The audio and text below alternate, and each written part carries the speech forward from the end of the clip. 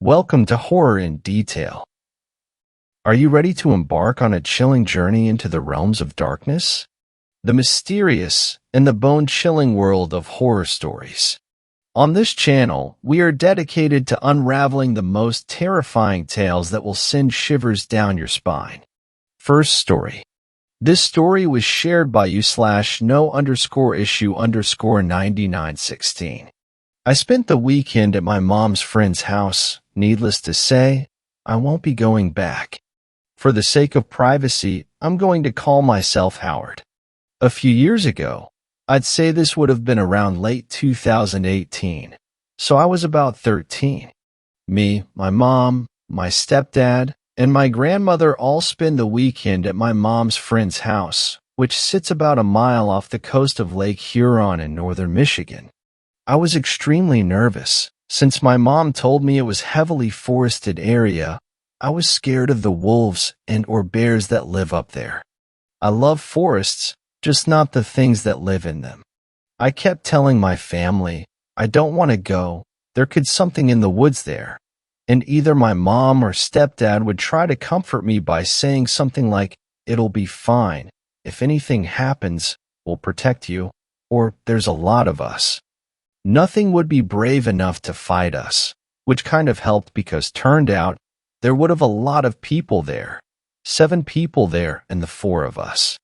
It was about 5 p.m. when we left our house in the southern regions of Michigan and was about 8 p.m. when we arrived. It was a lake house on the outskirts of Bay City. When we got there, I was reminded of my fear from earlier. The house sat in a large clearing and was surrounded by miles of forest on all sides. I got a sense of dread at the sight, but I tried to ignore it. I met the friends. They were pretty nice. We got pizza from the local pizza place, and I mostly forgot about the forest. I was sitting in the kitchen watching YouTube on my phone. They were all hanging out in the basement where there was a TV, a pool table, all sorts of cool stuff. It was just after 11 p.m. when I heard something scraping up against the wall outside. On the other side of the stove, I was sitting a good 10 feet from said stove. For perspective, the main floor sat about 5 feet off the ground. There were stairs that led up to a small porch. I noticed the sound when the video I was watching ended. It sounded like multiple shard things scraping against the wall. I was too scared to look for the cause of the sound. Suddenly the sound stopped, and it walked into the backyard. It was a deer. I was immediately relieved, as I was taught deer were a symbol of peace and freedom, so I smiled as it pranced into the forest beyond the backyard. My mom asked if I was okay, saying I still looked spooked. I told her the truth. I heard scraping outside, but it was just a deer. She chuckled. Oh yeah. I've heard their antlers scraping against stuff so many times, and it startles me every time. Then she told me they were all going to bed, and so did I. I went to bed on the couch in the living room. I brought my Jurassic World blanket. I slept rather well, despite my fear of the surroundings. The woman, my mom's best friend at the time, the person she came to see specifically, who for the sake of privacy we'll call Carissa, woke me up saying, "Hey Howard, wake up buddy, it's bright outside." I got up rather quick since I still didn't fully trust the place. I checked my phone. It was somehow 2 p.m. I guess I slept in. I went outside. They had a cute husky named Blitz. I played with him for at least 2 hours. He was super playful. He had a soccer ball he liked fetching, so I made him fetch the ball for a while. We then went to the lake, all 10 of us, but I didn't want to go. I'm not a social person, but my mom gave me no choice. One of my worst fears came true. When we got to the beach, the friends had their own friends, who had kids. Before I continue, I want to preface this by saying I don't like kids, especially little kids, and that's exactly what they were. 3 little kids. I don't remember how old they were, but they were young, no more than 6. Little kids annoy the hell out of me. I had a cousin in my home state, Tennessee, that was half my age, so I know how little kids are. I brought my phone, and I just sat just beyond tree line. The woods were right across from the beach, just a few dozen yards. I was okay with this patch of forest. It was bright as hell, and there were so many people there. So I felt safe, and I watched YouTube again. I was sitting there for a good hour and a half, and the minutes that followed was when the strangeness reared its head. I remember every detail of those moments. I was watching the Hodgwins, specifically their video where they read an email from a guy who asked if he should go back to his ex-girlfriend. I was quietly laughing, but my laughter was quickly killed by something deeper in the forest. I heard what sounded like my grandmother calling to me from a few hundred feet away. I was about to get up and follow her voice when I stopped myself, because I remembered she was sitting next to my mom on the beach. I could see her in the opposite direction of the voice. The voice sounded slightly off, like my grandmother was out of breath. I could hear her saying something that vaguely sounded like, "Howard, come here, boy," which is something she always says when she needed me. She'd calling me boy. I noped the hell out of there and went back to my grandmother and sat in the empty chair next to her and told her, "I heard someone calling me in the woods, and they had your voice." Her and my mom looked me in confusion, and my mom said, "They sounded like her."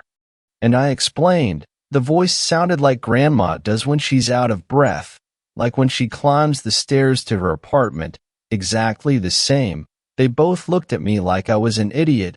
They said I was making it up and I was just trying to go home, which made no sense to me, still doesn't make sense.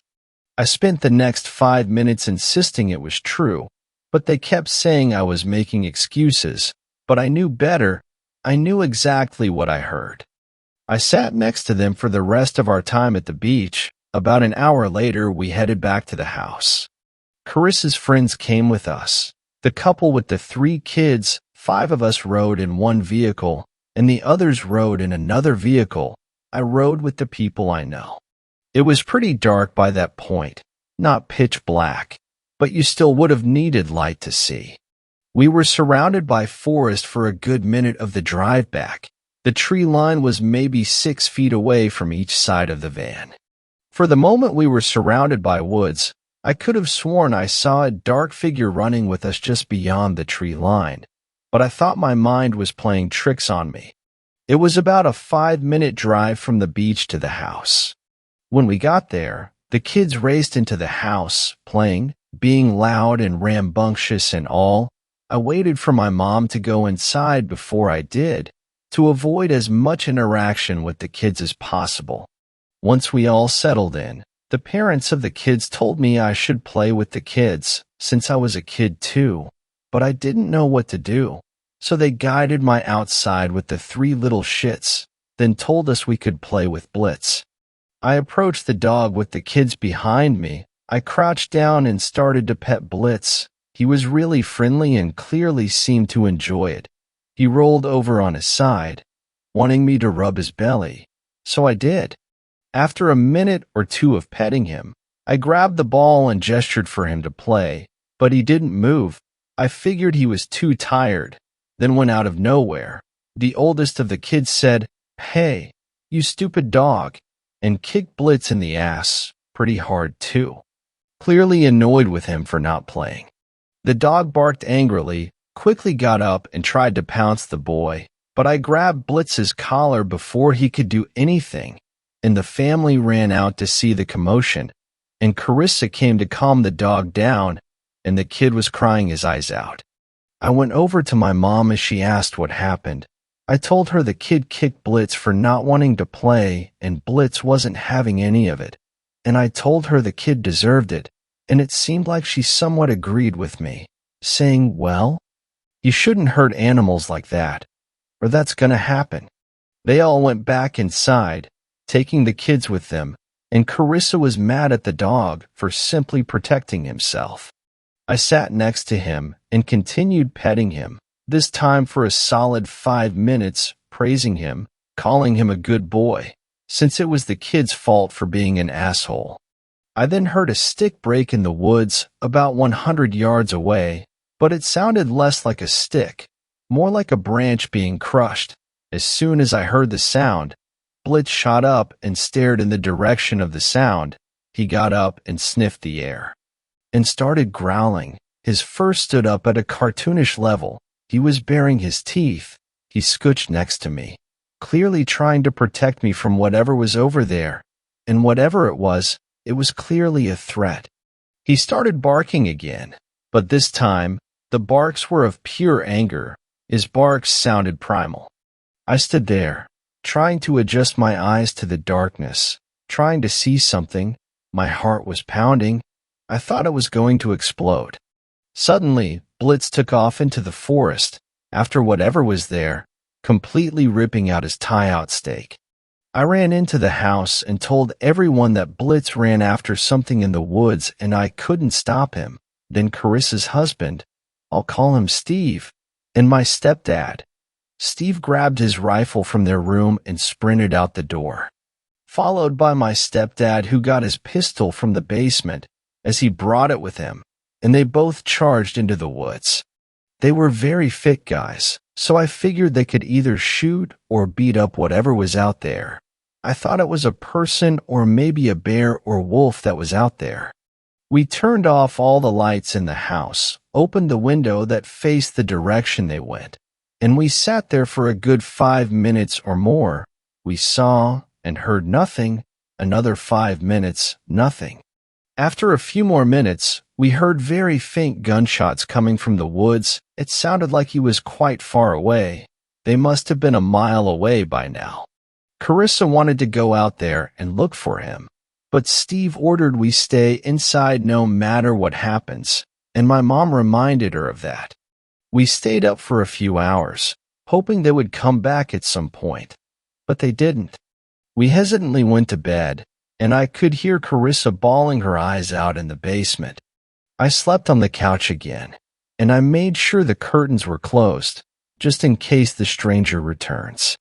I took about 20 minutes to fall asleep, so I decided to listen to some ASMR, specifically Goodnight Moon. If nothing else could bring me comfort, then she can. I woke up early the next morning. I checked my phone, and it was 9 a.m. The sun was shining through the cracks of the same. Everyone was still asleep. I got up and let out a big stretch before walking over to the back porch. I opened the curtains, and what I saw will haunt me for the rest of my life. I saw Steve and my stepdad, or what was left of them. Whatever that thing was last night, whatever they and the dog went after, it tore them apart. I could barely recognize them. That's how mutilated they were. My stepdad was missing his lower half. His insides were sprawled out all over the place. Steve's throat was torn out, his legs missing, and his chest was torn open. He had huge claw marks all over his body. They both looked like parts of them were eaten by something big. I noticed all this in the split second I was staring, and out of shock and disgust, I blurted out, "What the fuck?" at the top of my lungs. That woke up everyone, and they all came running up the stairs. It felt like a stampede with all the people running, and they all saw the horrifying scene. At that moment, everyone started screaming and crying. My mom and Carissa both ran to theirs and held the two men. The mother of the kids kept them back so they couldn't see the death, and her husband called 911. After 10 minutes or so of panic, the cops arrived and we showed them the gruesome scene, and they both gagged and nearly vomited at the sight. They called for the chief and medical professionals to take care of the bodies. My mom and Carissa sat there next to the bodies, absolutely devastated, crying a river until the paramedics arrived, who then took the bodies away. The cops stayed and questioned us. I didn't hear what the cops asked them, but after some time, they started to question me, and since I'm a kid, they took their down stern tone a few notches, and they asked me questions like, "How did you discover the bodies? What happened the night before? And did you hear anything through the night?" And of course, I answered truthfully. After questioning everyone, They left, and we all sat there in dismay. And my mom broke the silence by saying, "What could have done that?" And I told her no animal could do something like that. And my grandmother asked, "Why would the thing leave them there? Is it taunting us?" And after a few minutes of discussion, we decided to Google things like biggest animals in Michigan, bear claw marks, deaths in Bay County, and turns out there were quite a few missing person reports in this area.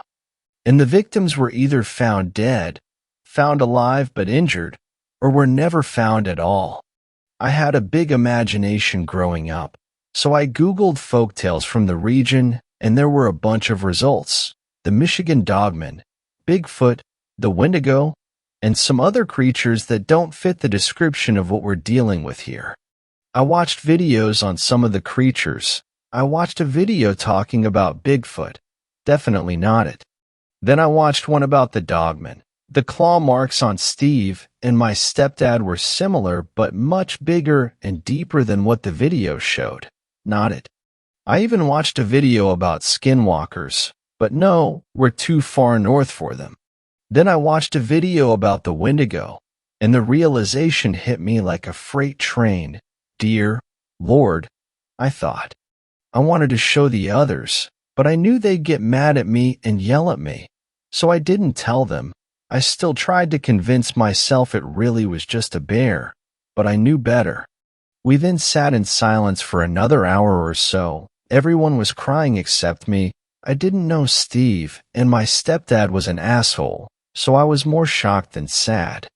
The silence was broken again, but by the sound of whimpering outside. We looked outside, and it was Blitz. He was hurt but alive. We all ran outside to greet him as he limped towards the house. He had a claw mark along his body. It ran along the entire side of his body, but it wasn't deep at all. My guess was he just got caught in the crossfire of the confrontation last night. Carissa and the mother of the kids both rushed Blitz to the vet. But don't worry, he survived.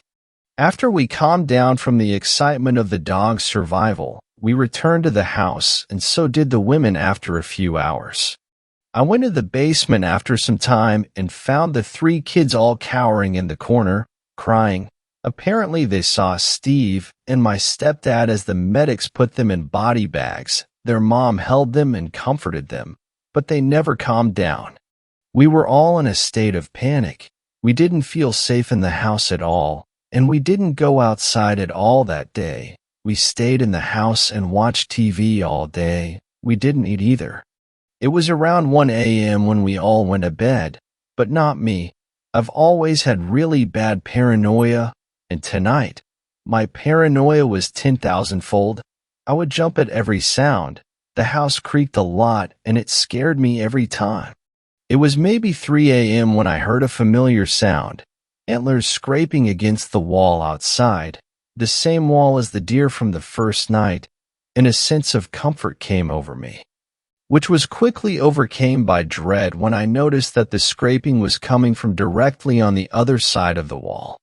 The deer from the other night was scraping its antlers, but it sounded like it was coming from the floor. Since I mentioned the main floor is about 5 feet off the ground, but this time, the scraping was coming from directly in front of me, and my heart sank. What can stand 10 feet off the ground? I truly thought it was a bear, but a grizzly bear. They're massive, and it was probably marking the house with its claws. I stood there in darkness and silence, waiting for the sounds to stop, and they did. So I quickly made my way to the back door.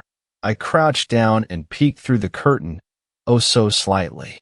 Thankfully, they had lights around the backyard, along the tool shed, along the railing of the back deck. There were even light poles that ran all the way from town into the clearing here, and the moon was fully visible too, so I could see outside very well. What I saw was worse than anything I could have ever imagined.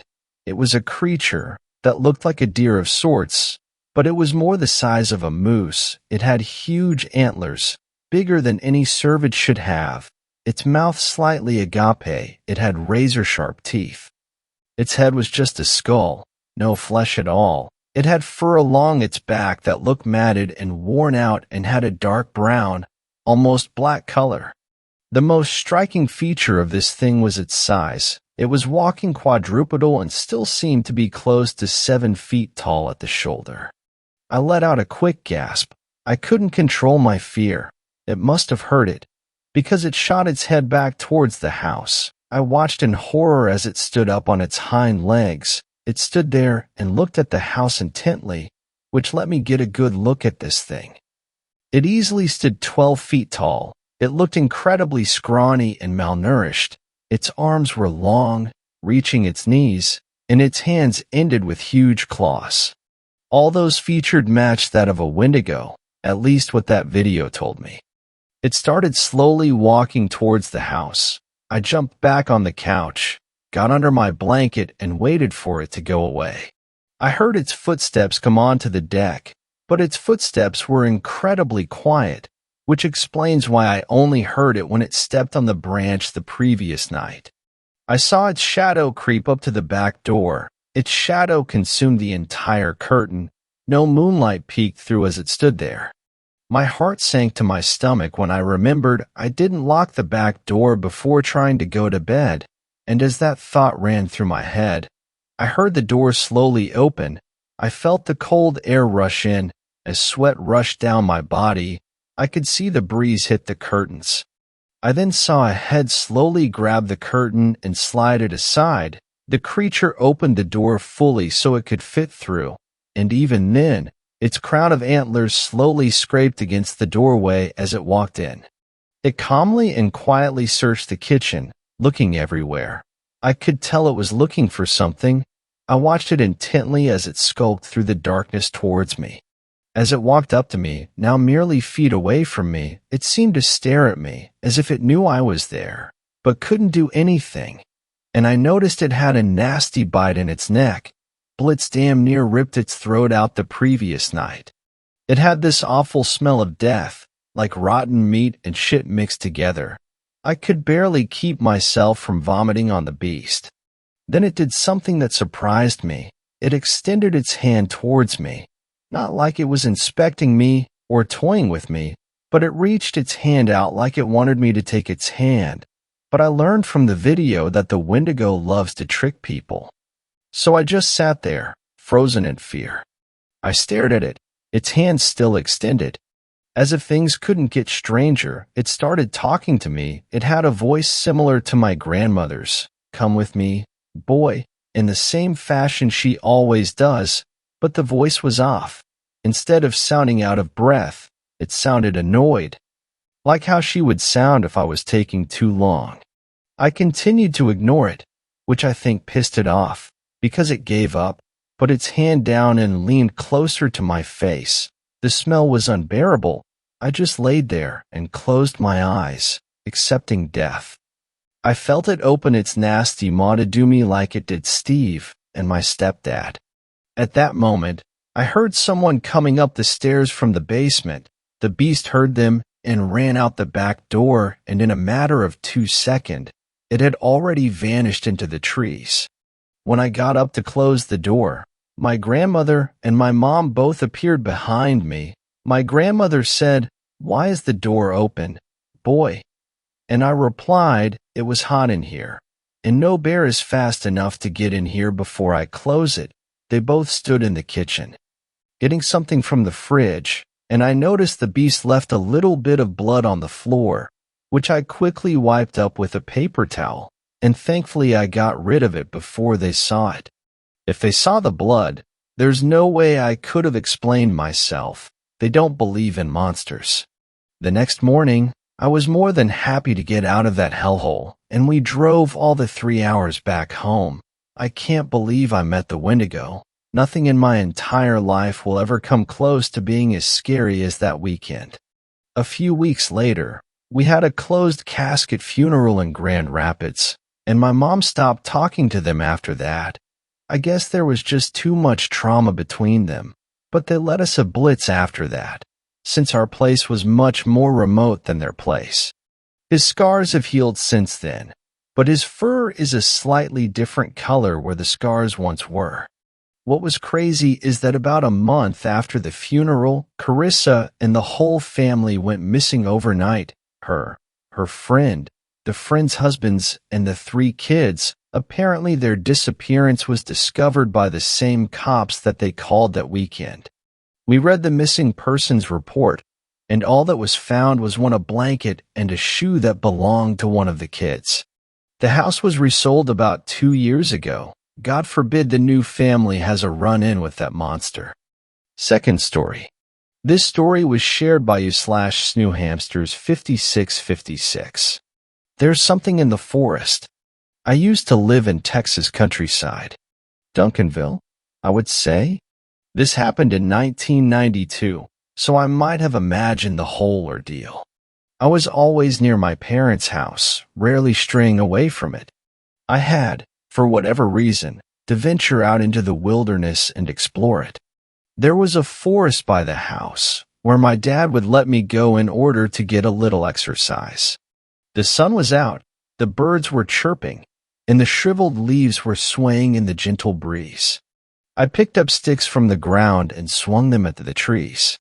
This was something I did almost every day in the summer.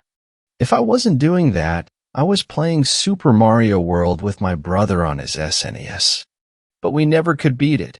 It was frustrating. We'd take turns trying to beat it on the same area. It didn't help that we'd take turns and then get mad at each other when one of us would die. Other than that, we were pretty good with each other. Walking outside one day, I followed the path until I saw something pale red at the end. Surrounded by a chain-link fence and rusty cars was a barn. It contrasted so much with the trees, it didn't look like it belonged. I cautiously walked towards it, suspicious of what it was. The large wooden doors loomed above me, like a Lovecraftian monster's maw. I look in front of myself. The door was chained shut.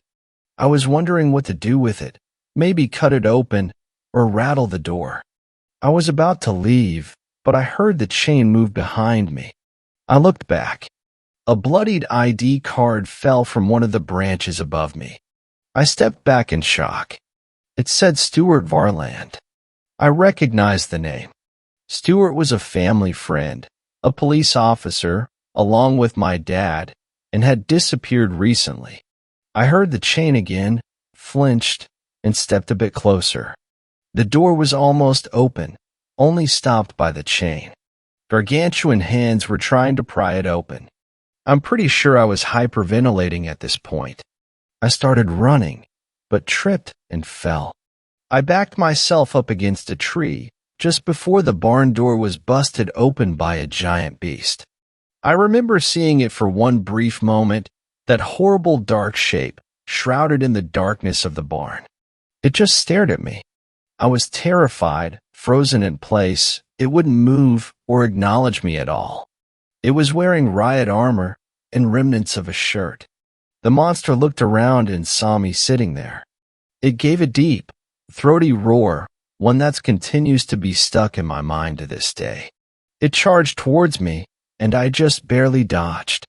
I ran back to my house, the thing still following me. Or so I thought. I looked back, and it was just gone.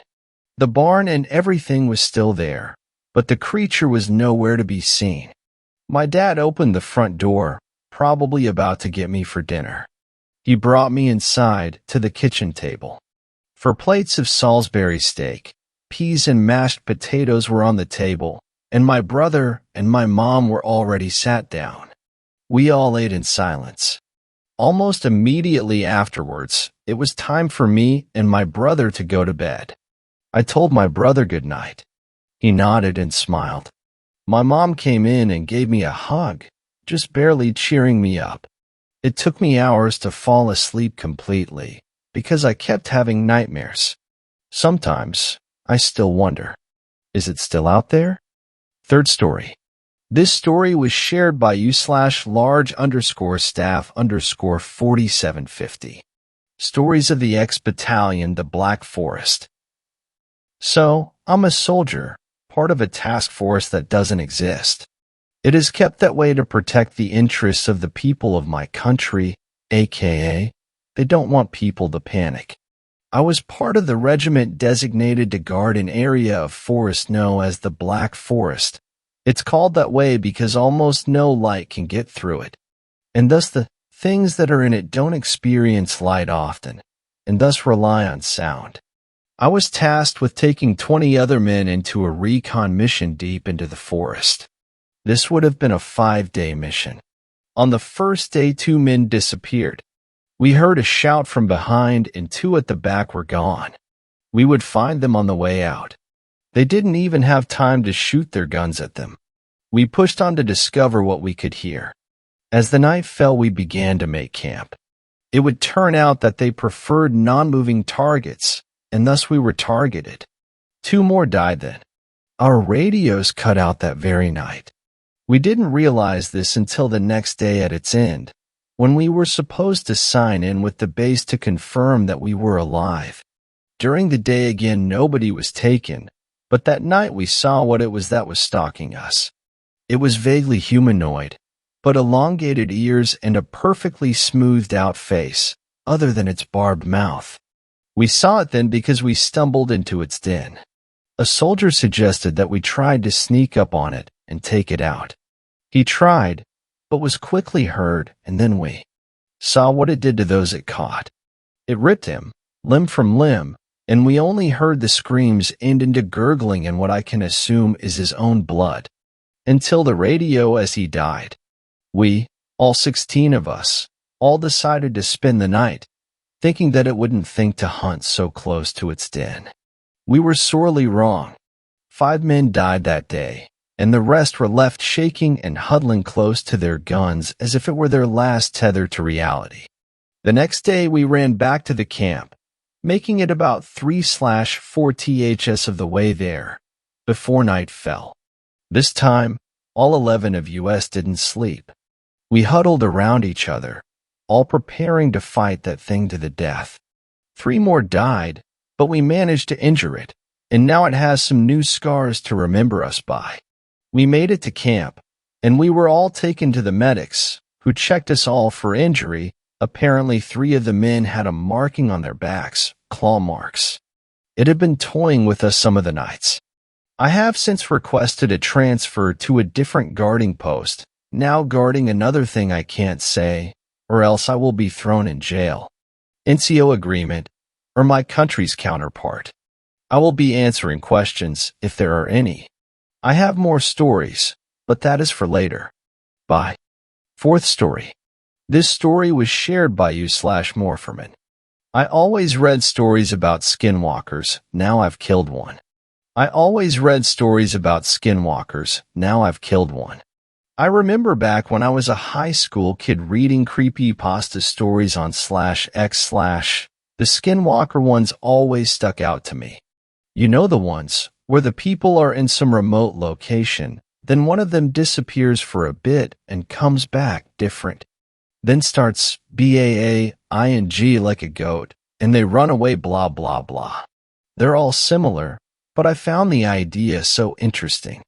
Creepy goat beasts that pretend to be human? Sign me up. My only problem with the stories are how helpless the people always were. Sometimes the people would fire a shot and all it would do is slow the creature down. Fair. But first they would take too long to figure out something is up. Or they would just try to run and hide. That never worked out. I'll admit, skinwalkers are damn scary. I know now from experience. But I also know the only way to beat one is to fight. I do have something to admit. I was a serious addict at the time. Not to one particular thing. I just didn't want to be in my own skin. I wouldn't say I was homeless, more like a nomad. I had some money in the bank and a car, but not much else. Well, except for the copious amounts of drugs. I have 2 years sober now. But this story is from 5 years ago. Even after I fought a fucking monster, I didn't get clean. The scariest monsters are the ones inside of us. But skinwalkers are pretty scary too. Here's my recount, to the best of my memory. It was raining in Detroit. I had been driving back from Canada after getting some exquisite MXC. Cheap and well made. Thanks, Canada. I figured since it was pouring and getting dark, I'd find an old abandoned house to sleep in. I drove down a few of the roads in the outskirts of the city, dilapidated houses on both sides of me. Many of them had water pouring through their broken windows. Some of them were partially caved in, wherein neglect taking their toll. One was on fire? Detroit really had become a shithole. My best guess was water had gotten into some electrics. I heard sirens in the distance. Good sign, though, since that meant electricity was flowing down the block. I drove a bit more, until I saw a house that fit my 3 criteria. It wasn't leaking, it wasn't occupied, and it wasn't on fire. It was a pretty nice house, 1 floor, small but comfortable, redwood paneling on the outside, white bordered windows, even a stone chimney. I went around back through the overgrown yard, picked the miraculously unbroken door, and got out of the rain. I checked the place out, and it was like I had walked into heaven. The bedroom had a mattress, the sink wasn't gross and had running water, and there was an electric stove that worked. Today was my lucky day. I unpacked some of my things, threw my sleeping bag on the mattress, and set some water to boil while charging my laptop. See, I told you I wasn't homeless. I liked a bit of comfort in my life. I had my cooler with milk and butter too, so my mac and cheese was damn delicious. And finally, I had my time to get high. It should be noted, I've never hallucinated. Even after taking tons of acid or shrooms, I only had the color effects and swirling. Distortion but not projection. So imagine my confusion when, sitting in the warm light I had on in a sturdy chair, high out of my mind, I heard a BAA sound outside. I wasn't scared, but since when were there fucking goats in Detroit? Weird. But I was occupied, so I got back to watching YouTube on my phone. Come morning, I woke up to find it was still raining. Great. I was honestly enjoying my stay in a somewhat furnished house, so I pulled out my laptop and got to some browsing. Of course, I helped myself to ingesting a bit more MXC, plus a bowl or two, and I was quite content. Then I heard a knock on the door. Fuck. We'd always made me paranoid, and while it was slightly negated by the MXC, being in a house I had technically broken in to put me on edge. I hoped to God it wasn't the police, but I answered the door nonetheless. There stood a man, soaking wet, clearly high. I thought, hey, unless this guy shanks me, we could be best buddies. He wasn't intimidating, a bit shorter than me and scrawny, with unmatched shoes a size too big and uncut scraggly hair. Hey boss, help a guy get out of the cold and rain for a bit. I said sure, who was I to say no? It wasn't my house, and we exchanged some pleasantries as he came in. I don't think he was in any state of mind to determine that the house had clearly been abandoned, but even if he was, he didn't say anything. He just sat down in a chair and rode whatever wave he was on. I continued my own browsing, taking a bit more MXE out of sight from him than offering him to smoke. He happily obliged. I figured another druggie wouldn't care to steal some guy's weed. But a white powder? Even I'd steal that if I saw it. A few hours passed and the rain let up. He thanked me, got up, and left. Another human interaction with no trouble, a win in my book. Since it was around 5, I made myself a cup of ramen and continued on with my never-ending journey of dousing my self-loathing with chemicals. I threw down a bottle of cheaply acquired Robitussin to add to my high, and waited for it to hit. Once the hour of waiting was up, I felt the new sensations flowing through my veins, and lay down to get through a bit of nausea. As I was lying there, something passed through my peripheral vision outside. It almost looked like a goat. I wasn't going to be getting up unless the bed under me was on fire, so I stopped caring. Then came the BAA again. My mind, neurons now shooting quickly in succession to recognize any pattern, went right to the stories of skinwalkers. I vividly remembered everything and a part of me, a small part, wished that I was dealing with one. I fantasized about being in the woods, seeing a friend come back as something wrong. I went through the possibilities, how I would handle it. Plans and plans ran through my brain. Setting wild booby traps, shooting it with a machine gun, and many more I don't remember. Eventually, I fell asleep. The next day, I felt like absolute garbage. My stomach couldn't handle an entire bottle of cough syrup like it used to. Now I know that I was getting stomach ulcers, but I was still in the midst of my addiction then, so I didn't really care. I drank some milk and took an Alka-Seltzer, popped a few Xanax, and passed out for the next 16 hours. I woke up to loud knocking on the door. I tumbled out of the bed, headed to the door, then noted, it's pitch black outside, raining again, and I don't actually live here. Who the fuck could that be? I got to the door and tried looking through the peephole, but couldn't see a thing. Then I heard the knocking again, loud and fast, like it was an emergency. I popped back to where my bag was, grabbed my admittedly crummy old gun, and pocketed it. Then I opened the door. There stood the man from the other day, drenched again, looking down at the ground. I asked him if he was okay, and he slowly turned his head up. He locked eyes with me, and a shiver went down my spine. Something was different. "Hey boss, help a guy get out of the cold and rain for a bit," he said as he did the first time, but the slur of his words was gone and his voice had this strange nasal sound to it. Against my better judgment, I let him in. He walked rigidly now, much less talkative. He sat down where I offered and just stared at me, like I was something novel, like I was something different. I packed and lit up a bowl since he was seriously making me uncomfortable. Then I offered it to him. He stared at me like I had two heads, then took it and inhaled, mimicking me. That was a bad idea. I quickly noticed a few things. He was now coughing so hard it looked like his face was about to come loose. Then it did, like a kid wearing a Halloween mask that slid to one side. His pupils turned into rectangles, and his hands had ripped open, peeling back like a banana peel, revealing claws. I had just gotten a skinwalker high. I stared at him, at it, dumbfounded for a second, before the primal part of me took over. I don't know how I pulled it off, but my brain fired the emergency switch, ran to the bedroom, grabbed my bag with everything in it, crushed up an Adderall, snorted it, refocused, ran back to the entry, saw the Goatman/Skinwalker, who was now freaking the fuck out, and BAAING. Bony protrusions had cracked up through his spine. His clothes had almost ripped entirely off. The beast's chest now a hulking mass of muscle pulsating with anger, growing larger by the second. I ran past and booked it to my car. I threw my shit in the car, and my brain was on ultra speed.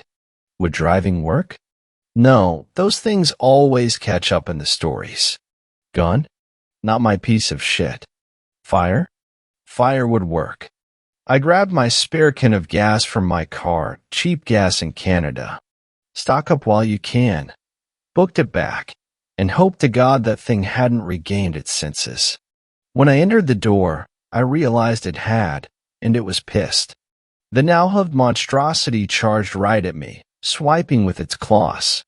It grazed my side, sending searing pain through my synapses. I barely managed to hold onto the can of gas and tumbled into the bedroom, directly onto the bed.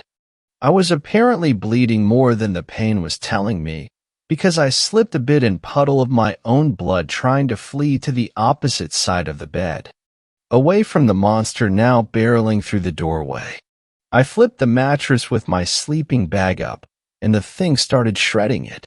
It was making unholy screams now, like an elephant was giving birth to a goat that was being mauled by a lion. I managed to pour the gas onto the mattress with one hand, bracing the mattress between myself and the certain death right behind it. The goat beast didn't seem to care, getting covered in gasoline, mattress material, and sleeping bag foam. I let back on the mattress a little, just enough for it to push forward hard. Then I pushed back harder. So hard I broke my wrist. So hard I sprained both ankles. It didn't expect the life and death Hulk strength and flinched for only a second, but I used that second of fear and drug-induced time dilation to smash through the window behind me. Without even thinking, I flicked open my lighter and threw it in the window. Within a second, the room was up in flames. After I ran to the curb, I looked back inside. What I saw in the window was my proudest moment. The monster was engulfed in flames. Not only had the gasoline caught, but the foam and other material had stuck to it and was rapidly searing off skin and muscle. The thing was screaming. It was dying. It was the most metal thing I had ever seen. I took a sigh of relief, then noticed a cool feeling on my leg. I looked down to find an absurd pool of blood under me. The pain hit. I passed out. I woke up in the hospital. Apparently, firefighters had found me. I told the police a semi-lie about being a squatter and having someone come at me with a knife, and when I was out, they must have started the fire. I was eventually discharged, found my way back to the house, and got in my car. Then I got the hell out of Detroit. So that's how I killed a skinwalker. Or a go-man.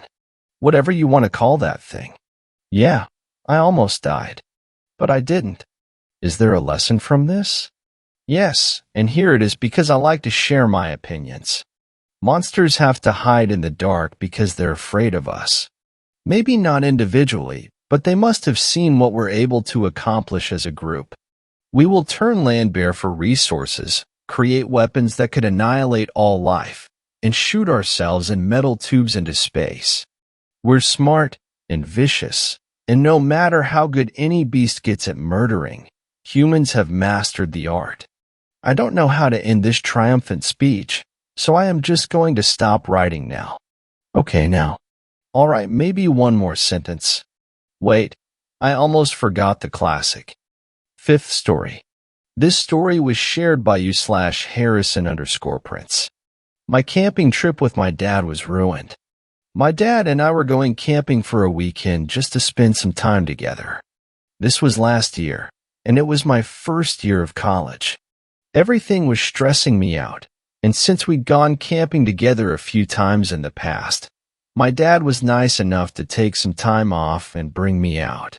The campsite was 2 hours away, so the sparse trees turned gradually into deep forest. While we followed the road as it wound through canyons and around mountainsides, I remember thinking how awesome the density of the trees was. I mean, you couldn't see beyond a few feet. It was just like the movies, and I never remembered seeing the density like this. We got to the campsite feeling cramped and happy to be in fresh air. Together, we pitched the tent first and set up our sleeping bags so it would be ready for us when we were tired. Since we had left so early in the day, it was still light out, so we took the truck and drove to the nearby lake to throw in some bait and just hang out. No one else was there since it was a weekday. That meant we didn't have to fight for a spot or hike halfway around the lake to settle in. We walked to a ledge just off a trail that was near the road, set down our camping chairs, and set up our fishing gear. Dad's into audiobooks, so he pulled out a speaker and put on a mystery novel. We'd talk occasionally, but having the book on play helped us feel like we were connecting without being forced to find topics of conversation. We still had all weekend. We took turns walking the trail a ways, seeing what was further along the lake. The forest was behind us and sloped uphill after a little while. The whole lake was inside a bowl surrounded by hills and mountains. It was seriously beautiful. As the sun was getting close to setting on the bowl, a long, drawn-out booming moan echoed across the lake. It was sudden too.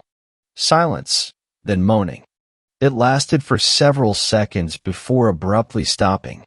The echo made it impossible to identify where it had come from. The moan bounced back and forth around the bowl, lasting 2 seconds longer than the actual sound had been. My dad hit the pause button immediately, and we stared at each other, first scared, then confused. The best I can describe it is the sound of a wail in pain, only above the water and very, very loud. The sound was deep too, so deep that it pressed noticeably on my eardrums. Something big had compressed and released all the air in the entire valley. I asked my dad what that noise was, and he just shook his head. We waited for a few more seconds, cocking our heads and subconsciously prompting whatever it was to make a noise again so we could identify it. When nothing happened, we both chuckled at each other and joked about it. My heart was still pounding pretty hard, but I began to relax. We reeled in our hooks and started putting everything away. I was arranging everything in the tackle box when the booming moan came again. I watched everything in the box make a noticeable jump, as if a gust of wind had swept across the whole box. I remember looking up at my dad, wondering what sound could do that, and I saw him looking out over the lake.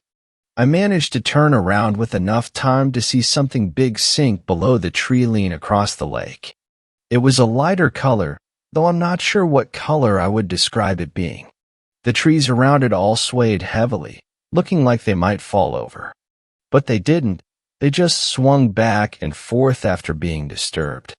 Another booming moan, this one causing actual ripples in the lake. Small, short ripples, like placing sand on a speaker plate and watching it dance while a song played. Except the plate was the size of a lake, and the entire surface was disturbed. The sound must have been partially below our hearing range, because if not, it's a miracle our eardrums didn't burst. Without even discussing it, we threw everything into the tackle box and walked quickly to the truck. We were both on edge, looking over our shoulder at the edge of the lake and waiting to see if anything else would appear. Another truck was pulling into the lot as we put our poles into the trunk. Seeing someone else calmed us both a little, and I could tell my dad was relieved to not have to be the complete adult authority now. It was two guys coming to fish, both older than my dad. They caught us looking at them and nodded. We nodded back, realizing that we were staring with wide eyes. I jumped when the boom sounded again. You could hear the water churning under the strain. My dad jumped too when it came, and while it was still going on, we got into the truck and started it. The moan ended after we were driving away. The two guys who had arrived were putting their stuff back into their truck in a panic.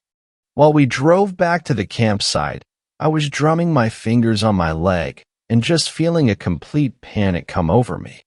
I've read since then that some super low frequency sounds below our hearing range can cause sound-induced panic. I'm convinced that's what was going on. While driving, I thought I heard yet another moan rattle the windows and shake the truck, but that could have been the fear adding that sensation. Our campsite was 10 minutes away, but that's because the roads were winding and the speed limit was slow. We could still see part of the lake from our spot, so we weren't that far from the lake. Dad made the unilateral decision to leave, even though we'd only just arrived. I was fine with that. My heart was racing and wouldn't stop. We rolled up our sleeping bags and tossed them into the truck. Just as we were taking the poles out of the tent, a less intense but still terrifying moan echoed up the mountainside, coming unequivocally from the lake. The echo rattled around the trees for a long time, longer than is natural. Usually the trees would absorb and dampen it, but the sound just kept rattling around until it wore itself out. If you were floating underwater and took a huge spear and stabbed it into the side of a whale, the water would sound like what we heard. A boom as the water compacted and a tinge of desperation and pain on the fringes resulting in a higher pitch. And if you were deep in near the floor of the ocean, you'd hear it bounce back at you again, a shadow of the sound but still equally horrifying. We smashed the fabric of the tent together, tossed the whole thing into the truck bed, and got in. Dad went too fast trying to leave. The truck's engine was still too loud to determine if we were still hearing the moan, but the panic that it induced made us unwilling to stick around and investigate. Looking back, I wish we had stayed and investigated, but at the time I was happy just to leave. Sixth story. This story was shared by you/Phoenix_flies. I witnessed a horrific ritual in the woods. A stone circle sits in the ancient oak woods behind my house. A dozen large rocks, positioned in a pattern that could be no accident. One is carved into a sort of throne. One sits upon two others to form an arch, echoing the formations at Stonehenge, a mere hour's drive away. I used to play there with my older brother until he was tragically taken from us. Perhaps too young to fully comprehend his loss, I returned to the stone circle daily, playing with my imaginary friend in his stead. Doghead was the name I gave him, inspired by a rather obvious feature my young imagination had conjured up. In my mind's eye, he had the energy and affection of a puppy, and he was as close a companion as a lonely young boy could ever hope for. We used to play for hours, safe in the knowledge that home was the only house for miles. My parents were distant and self-absorbed throughout my childhood, and the loss of their eldest son, their golden boy, only turned them colder. They were whisked away to join him by a devastating car accident when I was 19. The house, the surrounding land, and the stone circle in the woods, it was suddenly all mine. It was finally as empty as it had always felt. Those first few years were strange. I had been relatively self-sufficient for as long as I could remember, so my day-to-day life changed little after they died. I worked the same job, writing copy for websites and magazines from home. I ate the same food, groceries delivered weekly.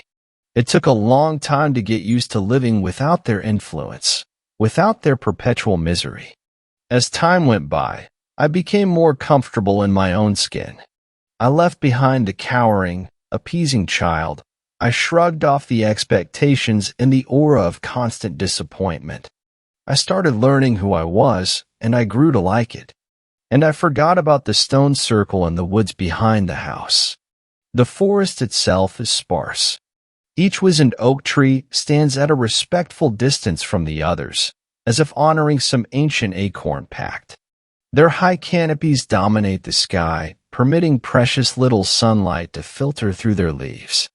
Below, the prime soil was claimed by their web of roots long ago, leaving few resources for competing flora. The only bushes daring enough to challenge the monopoly of these giants are holly and gorse, their sharp leaves offering refuge to songbirds and scavengers alike. Sparse though these woods are, they are far from lifeless.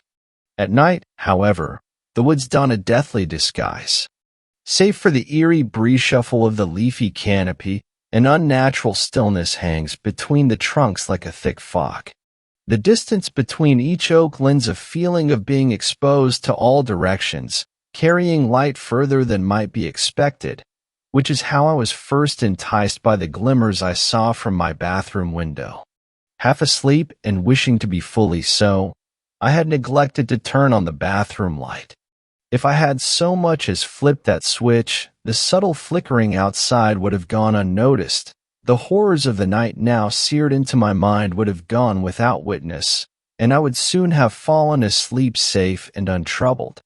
Instead, I slapped myself awake and threw together a dark outfit, pocketing a torch. In an instant, I was 12 years old again, preparing for an imaginary stealth mission, sneaking out under the cover of darkness, taking care not to step on even a single twig, partly in commitment to the scene, and partly from fear of the retribution from my parents should I be caught. Both then and now, the fear mixed with excitement to produce the most irresistible cocktail, and I crept into the woods without hesitation. I advanced steadily as my eyes adjusted to the gloom. Every step was measured, every motion a calculated risk. Roots could be trip hazards. The snap of dry branches could give me away. A dirt hole from badger or fox habitation could spell a sprained ankle or worse. I kept my breathing deep and steady, preparing to run at a moment's notice. Peering around trunks as I pressed into the woods, I followed the light while keeping to the shadows. As it drew me on, I realized it must originate from more than a single source. I pictured a forest fire, but there was no smell of smoke, no crackle of caught bark. A bizarre sound made me stop dead, pressing my back against the nearest tree. It was deep, guttural, and reminded me of videos I'd seen of Mongolian throats singing. The low vocal rumble rolled through the forest, several voices combined into a loud and stirring chord, which I felt take a firm hold of my ribcage. As suddenly as it had begun, it stopped. I listened intently for any other sound and could faintly hear a single voice, monotone and slow, but I couldn't make out the syllables. I peeked cautiously around the oak and began deeper into the woods. It wasn't long until I saw the source of the light. Dozens and dozens of blazing torches, easily 100 or more, each mounted on a stake driven into the ground at an angle, the flames directed outwards as if to ward off the forest itself. The torches formed a wide circle in a clearing, within which stood a host of robed figures, heads lowered. Each crimson robe was uniformly embellished with gold borders and detailing, mirroring the flames that danced around them. I saw the torches first, then the people. Then I saw the stones, and my breath caught in my throat. The gathering had taken place on the ancient playground of my youth, within the stone circle I had long since forgotten. Far from respectful occupiers, however, for of these cloaked intruders were painting symbols and sigils onto the bare, pure rocks, a bucket of red in one hand and a paintbrush in the other. A network of circles, curves and crossed lines already adorned most of the rocks. They were nearly finished with their task. I watched them corrupting my childhood one brushstroke at a time, and fought hard not to yell. This felt like both a deeply personal attack and a sacrilegious transgression all at once. I wept in silence as I watched them complete their work. I was struck by a vivid memory of my brother sat in the chair-carved stone, bending to tap a stick onto each of my shoulders in turn. He was king that day, and I was being knighted to protect the realm. For hours, he would point out imaginary invaders and threats to the kingdom, all trying to break into the sacred space of the stone circle, and I would charge into battle, bellowing as best a boy of 7 could, swinging a branch to fend off foes on all sides. I chided my childish stupidity. When outnumbered, as I was last night, self-preservation comes first. Bravado without caution would be suicide. One of these interlopers was standing on my brother's throne, arms outstretched, addressing the others like a priest leading a congregation. His was the voice I had heard, though too quiet to discern from where I stood. I had to get closer. The group was focused on his speech, I reasoned, and any subtle motion I made in the shadows of the forest would likely be lost among the flickering torches.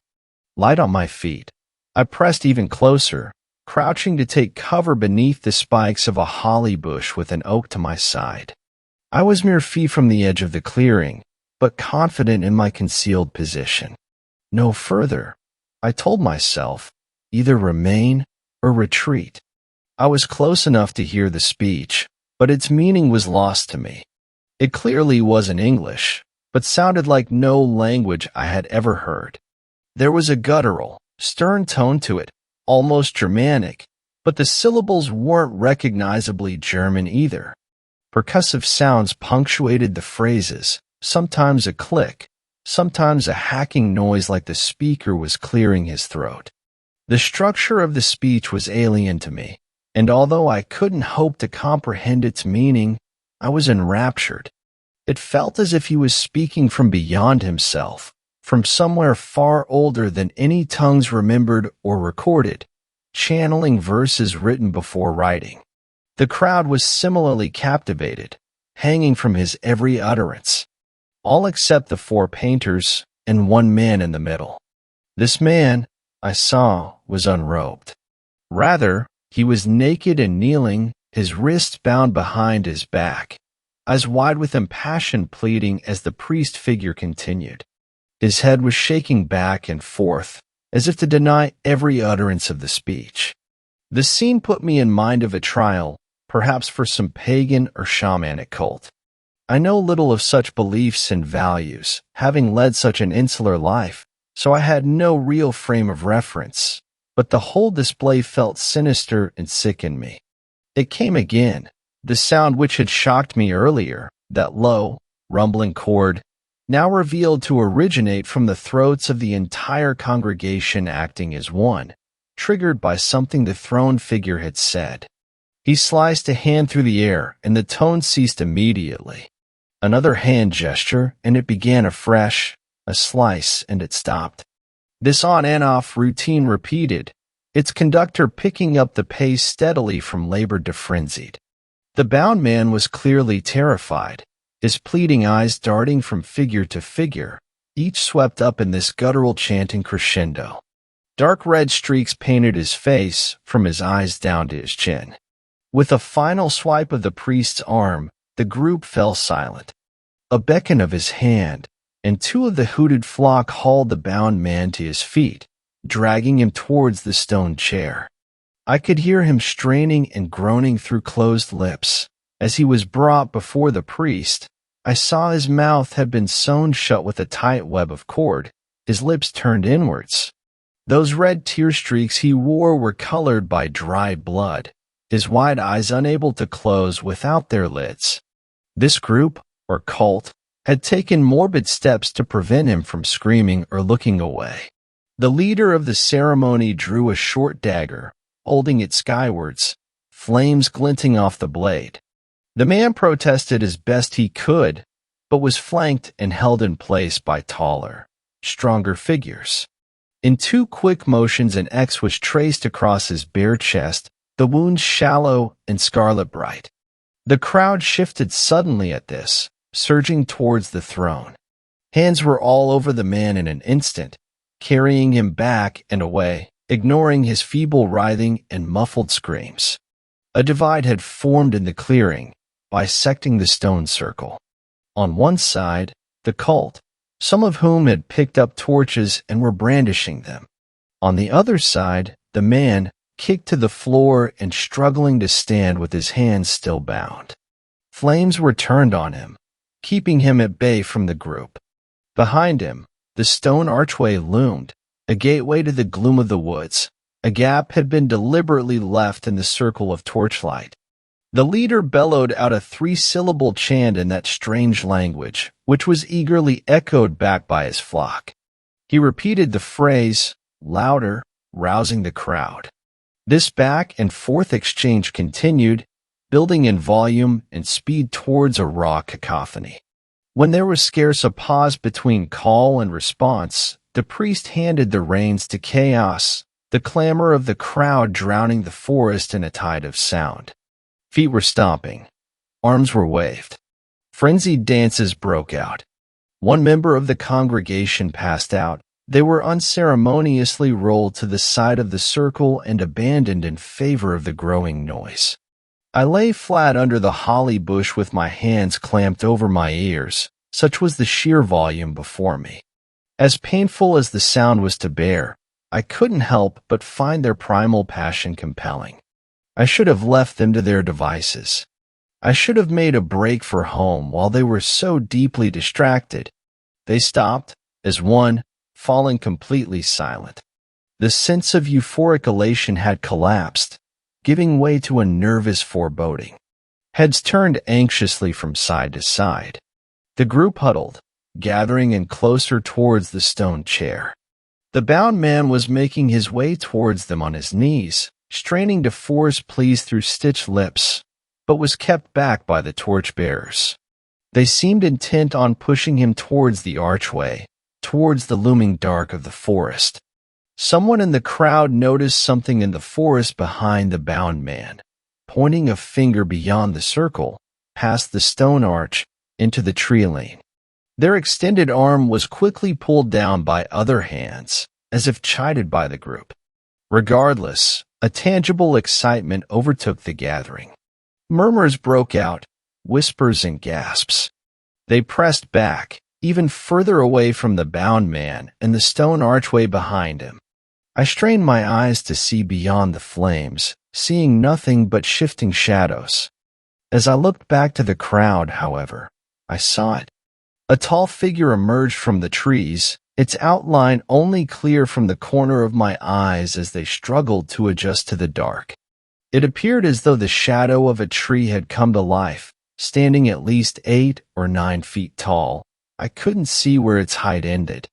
It swept stiffly towards the clearing as if carried by invisible ropes. There was no motion of walking. This giant shadow floated. It stopped at the edge of the clearing, where it should have been bathed in torchlight. Instead, it was a void, a vertical black hole, seeming to drain the light from the woods around it. As I tried to make sense of what I was witnessing, this floating shadow was passed by a second. They moved alternately. One stopped as the other advanced, carried in sweeping motions. As they drew nearer to the stone circle, the bound man turned his begging towards them, throwing himself down, his blood-stained face against the thin grass, his frame racked with wretched sobs. He was hoping or praying for mercy. None came.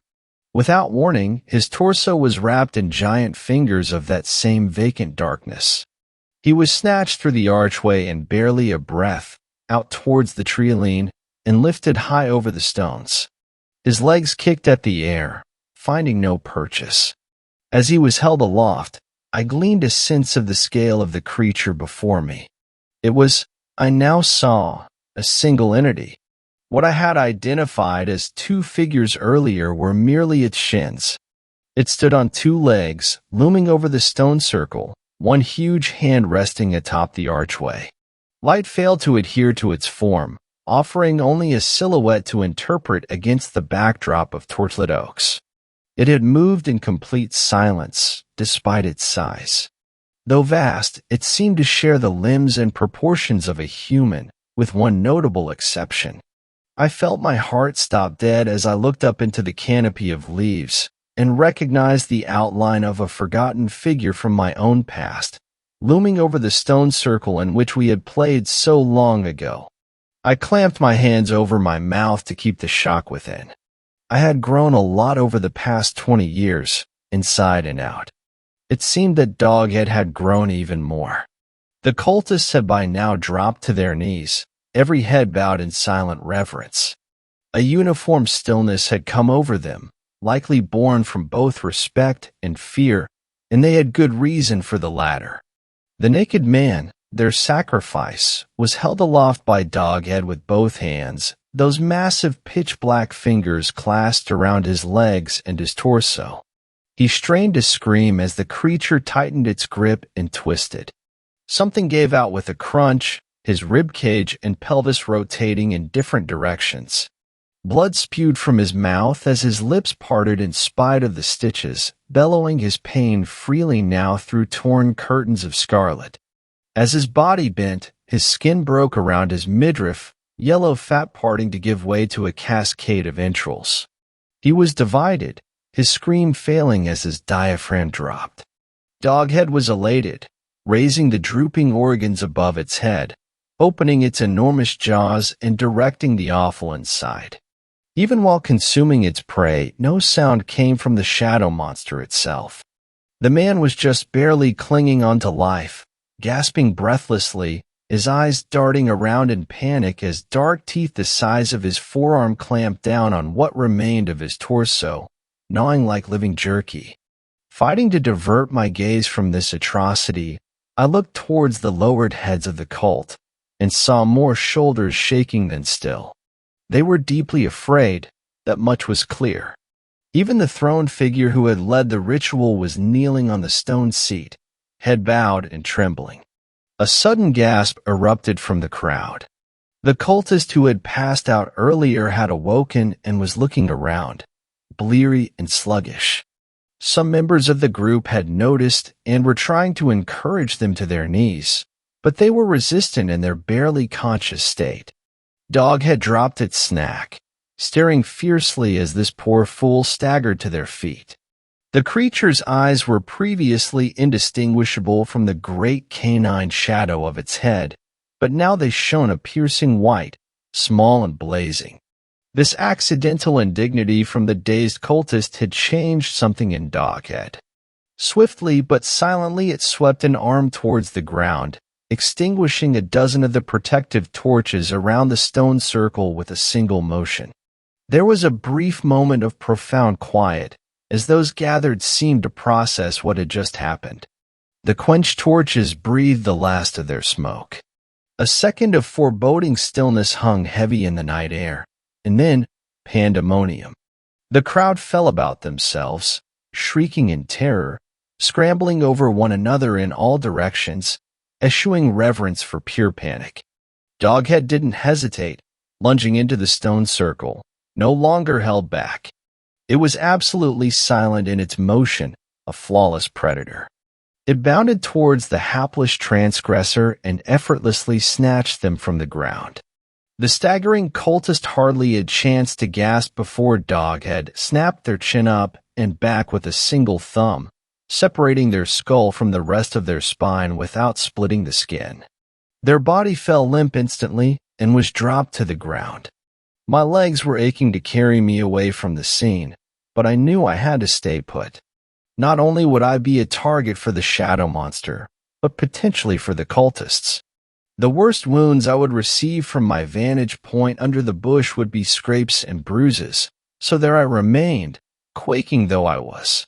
The ritual leader was the first to abandon the stone circle altogether, sprinting straight into the woods without looking back, not sparing a moment's thoughts for their flock. The others followed suit in a staggered wave, clearly caught between the protection they believed would hold firm in the vulnerable darkness of the forest. Having claimed 2 victims, Doghead turned its attention to the remaining flames. It lumbered around the edge of the stone circle, sweeping its palm over the torches. They went out without exception, either blown by displaced air through the motion of that huge hand, or perhaps smothered by the shadows that formed this creature. As the last of the lights disappeared, so too did Doghead, its void outline no longer visible against trees that once again stood dark and still. It had reclaimed its cover of night, its motion barely perceptible as the faintest suggestion through leaf-filtered starlight, and it sped away into the gloom. The cult had dispersed, their footfalls and shrieks gradually diminishing to nothing. The circle was silent once again, almost tranquil, save for the scrawled sigils on the stones. I lay still beneath the holly bush until dawn broke and beyond, making certain that no shadows remained to ambush me before I scrambled out to make my way home. In daylight, I can see that the remains of the 2 victims claimed by Doghead had disappeared in the hours since their slaughter. The creature had managed to remove them both, and I hadn't even noticed its presence. As I write this, I am profoundly conflicted, struck by a heady mix of abject terror and giddy revelation. I'm shaking, shocked to the core by what I witnessed. A monster he may be, but he was once my closest friend, one I thought lost to the passing years and the maturing mind. Before sundown, I will return to the circle and wash those stones clean. It feels disrespectful to leave them so sullied and stained. After all, for better or for worse, I am no longer alone. 7th story. This story was shared by you/Kessel the Viking. My best friend the Wendigo. Sometimes things happen to us that we just cannot explain. No matter how many resources are available or what information we can find. There are things that can never be understood, and that is a commanding factor of life. Now, a question. I know some, if not many of you have had friends, even best friends that disappear from your life without a rhyme or reason. That very same thing happened to me with my friend Marcus. We were best friends throughout high school and carried the friendship on well into our 20s, but one day he simply disappeared. I don't mean he was reported missing and the police were involved. I just mean he left without telling me, his best friend. I spoke to his mother and she said he had gone on a trip to northern Alaska. When I asked her why, she said, he never gave me a reason. I could hear the sorrowful tone in her voice. Like myself, she missed him too. But out of nowhere he came back. He told no one he had returned, and one day he showed up on my doorstep as if he had never left. I admit he looked good, better than I remembered. He seemed healthy, if you can understand. "Marcus, you're back," I remarked, bewildered. "Yeah, man," he said in a smooth demeanor. He had his hands tucked into the pockets of the jean jacket he was wearing. "Got back a couple days ago. You look well. Where have you been, man?" I asked casually. I noticed his face was flushed red, but it was probably just the lighting outside because the sun was setting. "Yeah, thanks. I've just been traveling, finding myself," he answered, but he seemed indifferent about conversation. It made me wonder why he came here if he wasn't looking to talk. "Well, that's cool. Did you want to come in?" I asked while gesturing my hand through the door. He nodded and brushed past me into my home. "Thanks, Derek," he said nonchalantly, as if this was a routine occurrence. "Something up?" I asked as I closed the door behind me. Marcus flipped his wavy blonde hair and sighed. "No, not really. I just have a proposition for you." It was strange that this was how he decided to start the first conversation between us in a long time. A proposition? Forgive me for saying this, but we haven't spoken in quite some time, man, and I don't know if I'm really in the position to dive headfirst into something new. "No, it's not like that," began Marcus. He didn't appear slighted by my response, which was welcoming to see. "I was just wondering if you'd be interested in coming with me on a trip. A vacation of sorts. It wouldn't be long, just a week up north." "With who?" "You," I asked with a hint of scrutiny. "Yeah, just me," he said quickly. For some reason, his fingers were twitching like he could barely control himself from having a breakdown of some kind. "Why so sudden? And why me? I mean, Marcus, where have you actually been this whole time? I find it strange you would come to me of all people for this hurried request of yours. I need someone to come with me. It's important that you understand, Derek. I'm not the same person I was when I left. I am something much more unique. But I cannot be left to the masses. I must be quelled." He was speaking in completely vague sentences, the context of which I couldn't understand. "I have to be honest with you, Marcus. I don't know what the fuck you're saying to me right now." I wasn't going to lie, but I saw a slight shift in his eyes upon hearing my candor. He sat down in my recliner and clasped his hands together. "Listen, are you in or not?" He wouldn't even look me in the face when he asked. He simply hung his head with his eyes on the floor. "Well, I don't know. Where would we be going exactly?" "A cabin up north. Once we get there, I'll give you a list of instructions that you must adhere to. I promise you will understand." I took a deep breath. Clearly, Marcus was in distress and needed help. I wasn't going to leave him to fend off against whatever demons were riding his shoulders. I figured he had become an addict and wanted someone to look after him while he got himself cleaned up. "I suppose," I said quietly. "Awesome. Thanks, Derek," he said hastily. "You won't have to pay for anything. I've got that all covered. Just be ready tomorrow morning, and we will head up there." "Tomorrow? Damn, that's definitely short notice," I said, already thinking about what I would tell my boss. "Don't worry about work, man.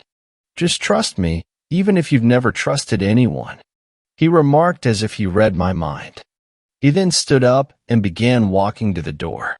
"I don't know what happened to you, but something's definitely different," I mentioned as I opened the door for him. "You don't know the half of it," he said before walking outside. "See you in the morning. Bring anything you're comfortable with bringing, but don't overpack." I nodded even though he was facing away from me, and he walked off down the sidewalk. How'd he got here? Obviously, he didn't drive if he was walking. Something seriously weird was going on with him. My boss was fine with me taking some time off. I figured it wouldn't actually last a week anyway, so in my head all would be well. The next morning, I was ready to go and Marcus arrived just after 9 a.m. to pick me up. I brought my things outside. I had only packed some snacks, a flashlight, blankets, a pillow, my medication, and several outfits for the outdoors alive. The cabin has beds and blankets, said Marcus from the driver's seat of the old SUV he arrived in. Yet, well, I prefer to feel a sense of comfort that I can only achieve by having things that belong to me. If you say so, he remarked. His lack of engagement was already growing stale. I got in the passenger seat and we sped away without another word shared between us. Every so often, I would glance at Marcus to study him. While he did seem healthy, there was something innately different about him that I couldn't put my finger on. He was jittery, easily startled, and on edge. We drove for a good 6 hours before pulling off at a rest area. Marcus seemed alert, but for some reason he said, "We're going to sleep here for the night." The night? Have you gone blind, dude? It's barely 3 in the afternoon. Yes, I know. I'm hungry and I need to rest, said Marcus quietly. I can drive, man, if that's the issue, I asked reassuringly. He turned to look at me with viciously bloodshot eyes as if he had been staring at the sun the entire drive. No, you don't know the way. You can tell me the way? I have GPS? No, Derek. Just close your eyes or do something for a bit. I'm hungry. The way he said hungry was like a ravenous animal, like his desire to feed was overthrowing his decision-making. Fine. Go get something to eat then, I said, kicking my feet up on the dash and leaning the seat back. Marcus stammered when he responded, "No, not yet. When night falls, I will." You're acting really strange, man. Is everything good? Instead of responding, he only nodded slowly. I didn't say anything back, but I did watch him from the corner of my eye for some time. I noticed he was watching every single person who walked into the rest stop, like a starving fiend. I passed the time by reading on my phone, listening to music through my headphones, and after night fell, I closed my eyes. Up until I decided to try and sleep, Marcus hadn't taken his eyes off the entrance of the rest stop. I can't even recall if I saw him blink once. Luckily, I managed to fall asleep relatively quickly. However, I was awoken abruptly when Marcus heaved his body back into the driver's seat as if he were running from something. He was absolutely covered in blood, his mouth and most of his face, his hands, his shirt and pants, everywhere. And Marcus, what the fuck, man? I asked intensely. He swallowed audibly. I feel better now. We can keep going. I could see his teeth stained red from the dim light produced by the rest area. No way, man. You're going to tell me what happened to you. Without looking at me, he said, I had to eat, Derek. We all have to eat. What in the fuck are you talking about, Marcus? What did you eat? A barrel of blood. Not quite. He then started the vehicle and shifted it into reverse. I reached out and shifted it back into park. When I did, he turned towards me and grabbed my wrist. His grip was insurmountably strong. It felt like he could crush my arm if he had the mind to do it. Derek, let go, was all he said while his entire body was visibly trembling. I didn't know what else to do, so I listened. I carefully brought my hand back to my lap, and he shifted into reverse once more before bringing us back onto the freeway. I couldn't keep my eyes off him, but he wouldn't look at me anymore. Not until we reached the cabin. The overwhelming smell of blood had filled the vehicle, and I had gagged a few times from it. The pungent aroma wafting off Marcus was almost unbearable. I checked my phone. Of course, there was no signal out here, and I caught a glimpse of him watching me from the other side of the SUV. Calling the police is futile, said Marcus through his blood-stained teeth. Tell me what you did back there. I shouted at him, unsure of what else to say. I did what I had to, he said while walking towards the front door of the cabin. Marcus, please, man. I can help. Just tell me what's going on." He froze as if he really was about to answer me, but instead he reached into his pocket and pulled out a set of keys. Then he unlocked the door and went in without saying another word. I stood outside for a long time. I didn't want to go inside and see him sitting there painted with blood, but something told me that Marcus needed help, so I went in. He was sitting on a dusty couch in fresh clothes. He must have showered too because his skin was clear of the red tinge that had dominated it before. One thing was different, though. He had lost most of his hair. I don't mean little clumps or bald spots. I mean there were only a few strands of hair remaining. Furthermore, he had patches of raw skin on his face, and I'm sure they were on his body as well. I sat in a chair across from him and observed his seemingly deteriorating form. His eyes were fixed on the rickety floorboards beneath us, and he had his palms placed flat on his thighs. After 5 solid minutes without so much as a twitch, he finally raised his head. His eyes met mine, but his were almost black. There were dark blue veins forming a webbed pattern from the corners of his eye sockets, and his lips were dry and cracked. When he spoke, it was with a breathy and raspy tone. "I'm going to tell you a story, Derek. When I am finished, you will do something for me. You cannot say no. You must do it. I can't make Promi dash. You must." Marcus suddenly shouted. He had raised himself up further, but something wasn't right. His spine was longer somehow, like it had been stretched, making him appear much taller even when sitting down. Okay, I said timidly. His shouting struck a drastically fearful chord within me. Good. He mumbled under his breath, then he began his story. As you know, I went to Alaska. It wasn't for nothing. I had actually met a girl up there on an app. He grinned slightly, but it quickly faded. When I say this, I mean it. She was perfect.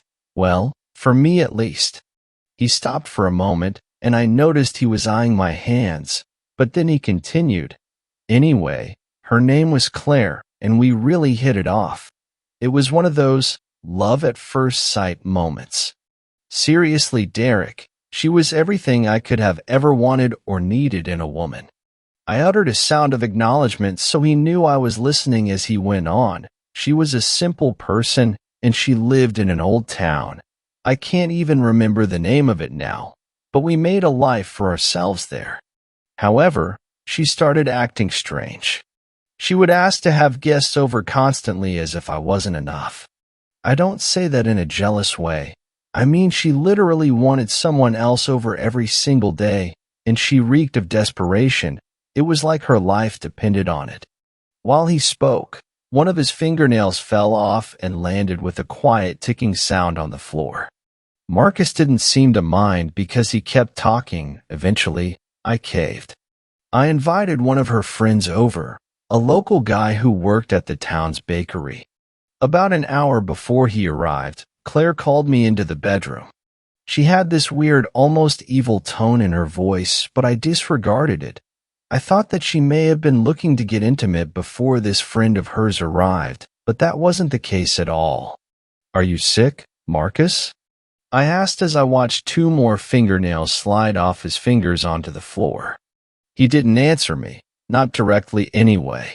He looked up at me, and his left eye clouded over with a milky white color.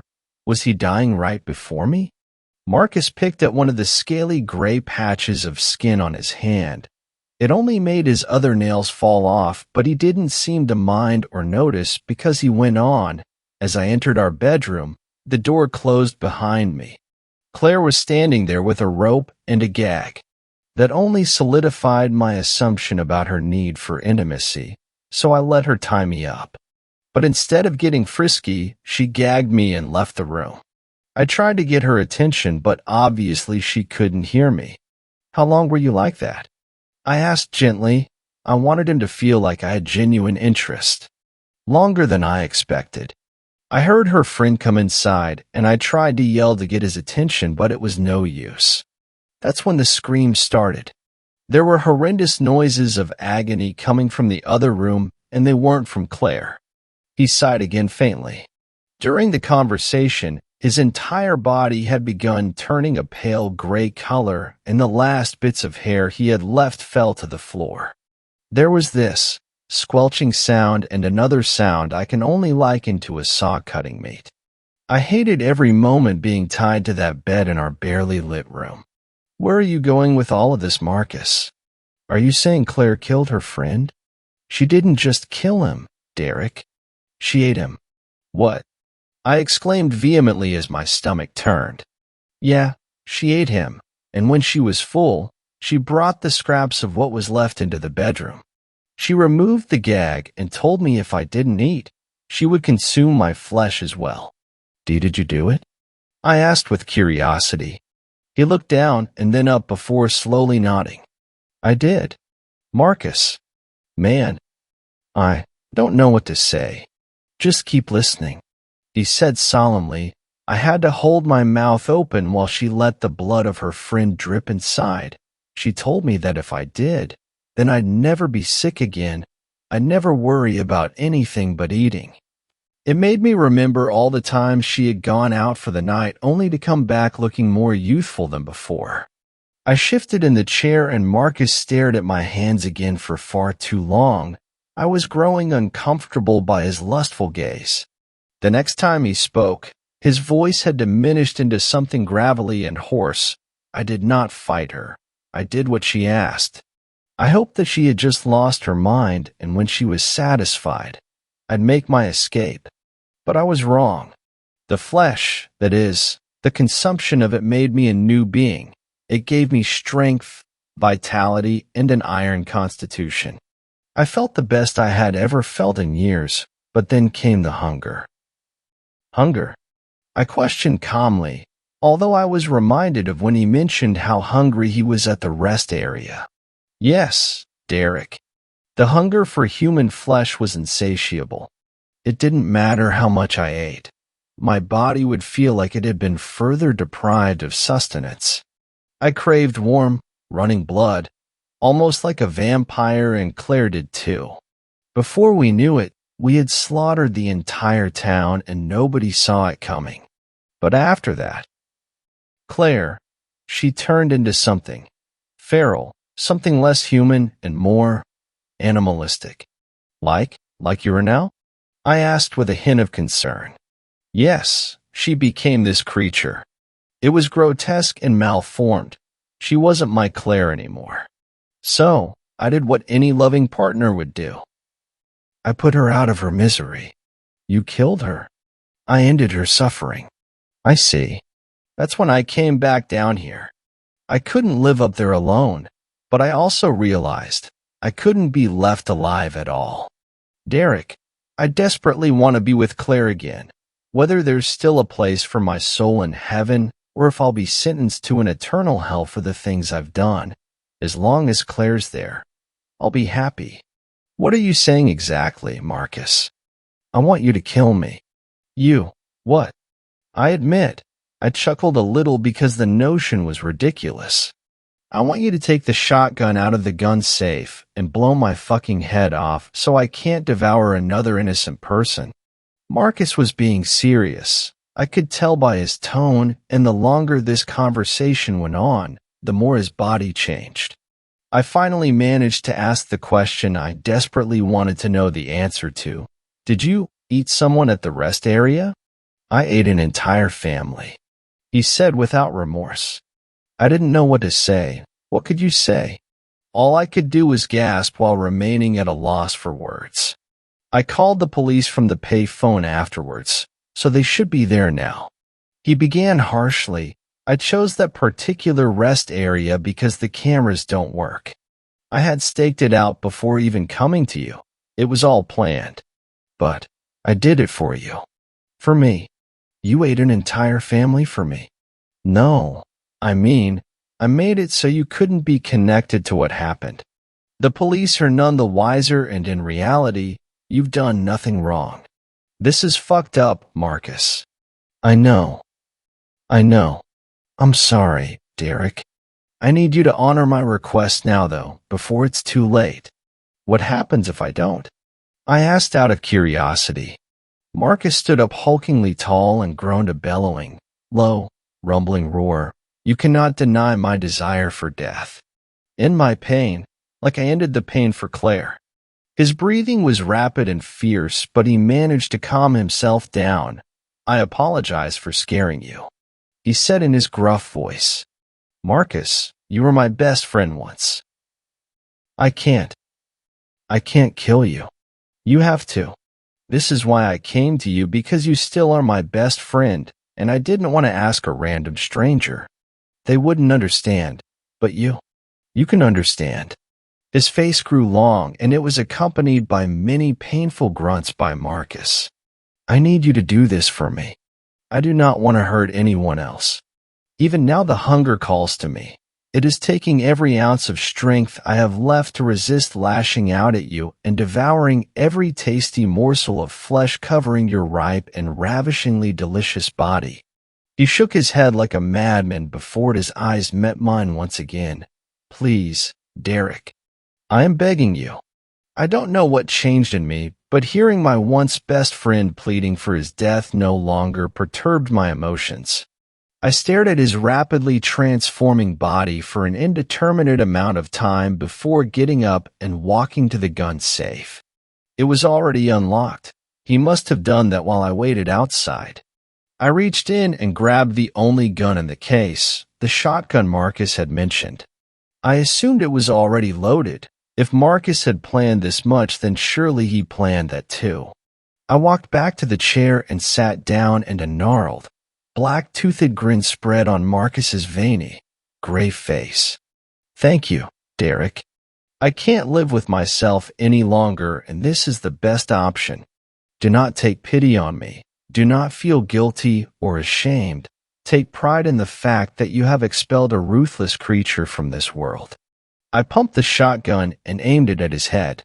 My heart was pounding and my hands were sweating. Oh, one more thing, he remarked.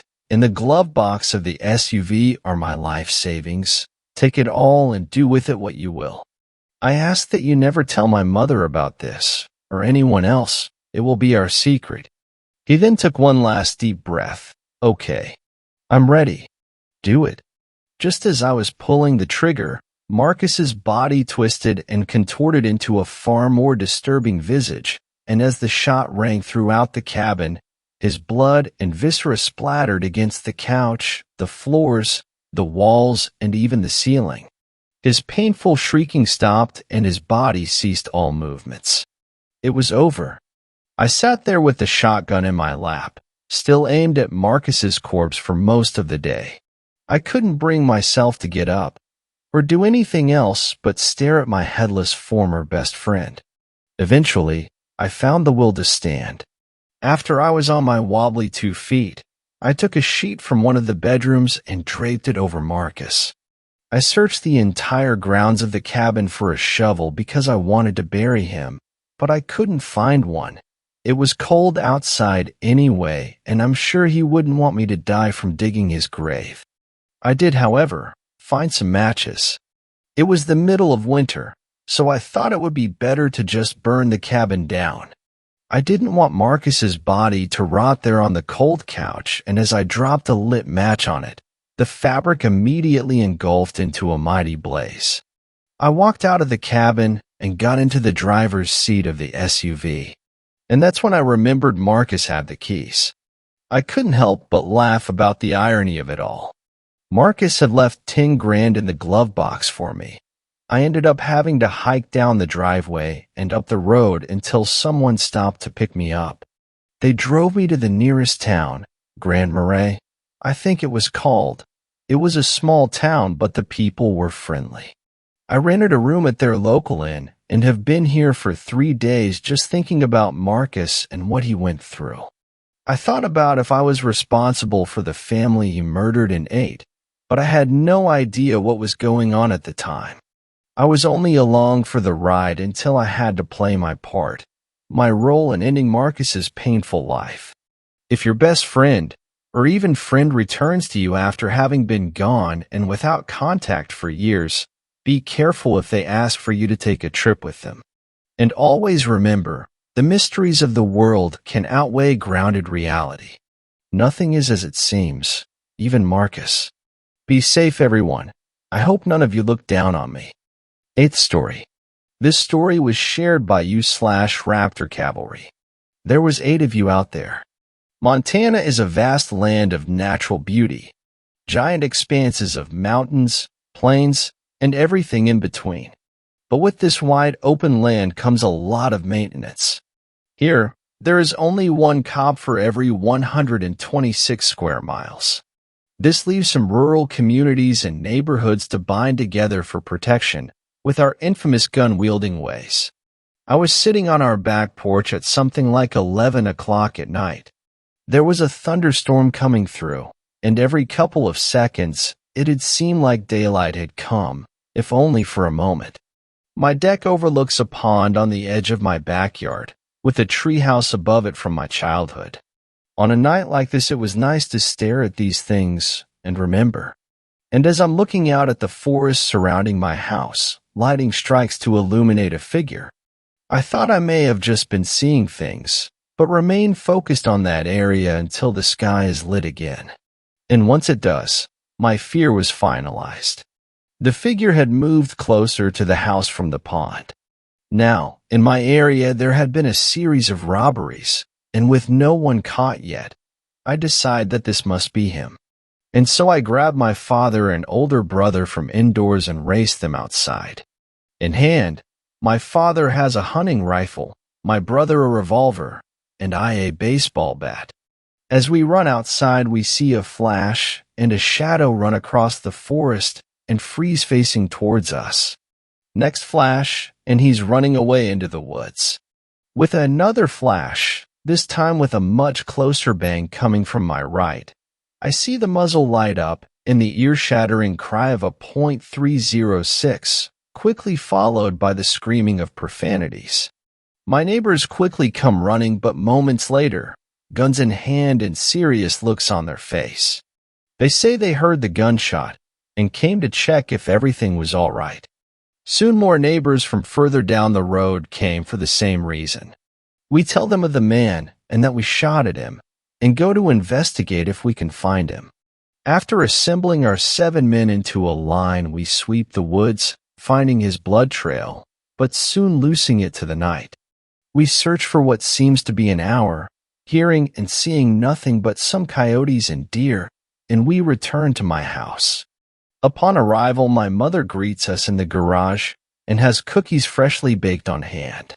She gives us each one, and as we nibble down on the delicious treats, my mom stands there utterly bewildered. My dad looks over to her and asks what's wrong. She has an extra cookie in her hand and recounts. There was 8 of you out there searching. My dad laughs, and we take it as a mistake, but still my mom swears all night that she double-checked to make sure, and that there were 8 men searching. The morning comes, and we go outside to see where that trail may have led us, had we not lost it. In the forest we find the immediate blood where he must have been shot, and follow it. As we do, we find it loops back around to where we gathered with our neighbors, and a dried pool was there. We find that it goes in a sweeping motion back and forth through the woods. We find that it goes almost back to our garage before it darts off back into the woods. There was 8 of us out there. 9th story. This story was shared by you/Queen Meowco. The Wendigo. I am a fan of horror games. I don't play them, but I love watching my favorite YouTubers play them. In fact, my favorite YouTuber who used to play horror games is H2O Delirious.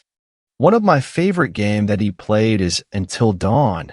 I love it because it deals with a cultural monster, the Wendigo.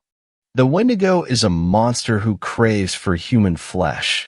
Wendigos were once human, but because they started to eat human flesh, they turned into Wendigos. Wendigos are able to imitate other people's voices to trick their prey. Wendigos are able to hear heartbeats from miles away. They are also really fast. I am starting to go off topic. Here is my story. I had my own experience with the Wendigo. I live in a small town near the forest. I won't reveal where the place is because I am still afraid that it is still there. A friend and I, a female girl that is a year younger than me, decided to walk in the forest by ourselves.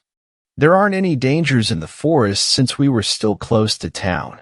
We stumbled upon a 2-story, worn-down cabin while walked near the outskirts of town. Most of the second story was non-existent. It seemed strange that it was still up and no one torn it down. Before I was born, the people of this town torn down all buildings in the forest for reasons unknown. I tried asking my parents, but their response is that it was very difficult to aid people who lived in the forest. Anyway, my friend and I got very curious and decided to check it out. We were quiet upon entering the cabin, which now that I am looking back at it, I am very thankful that we were quiet. At the time we were quiet in case there was a homeless man sleeping or a dangerous person in there. It was still daytime when we were exploring, so we had plenty of light in the cabin, but there was one part of the cabin that was covered up.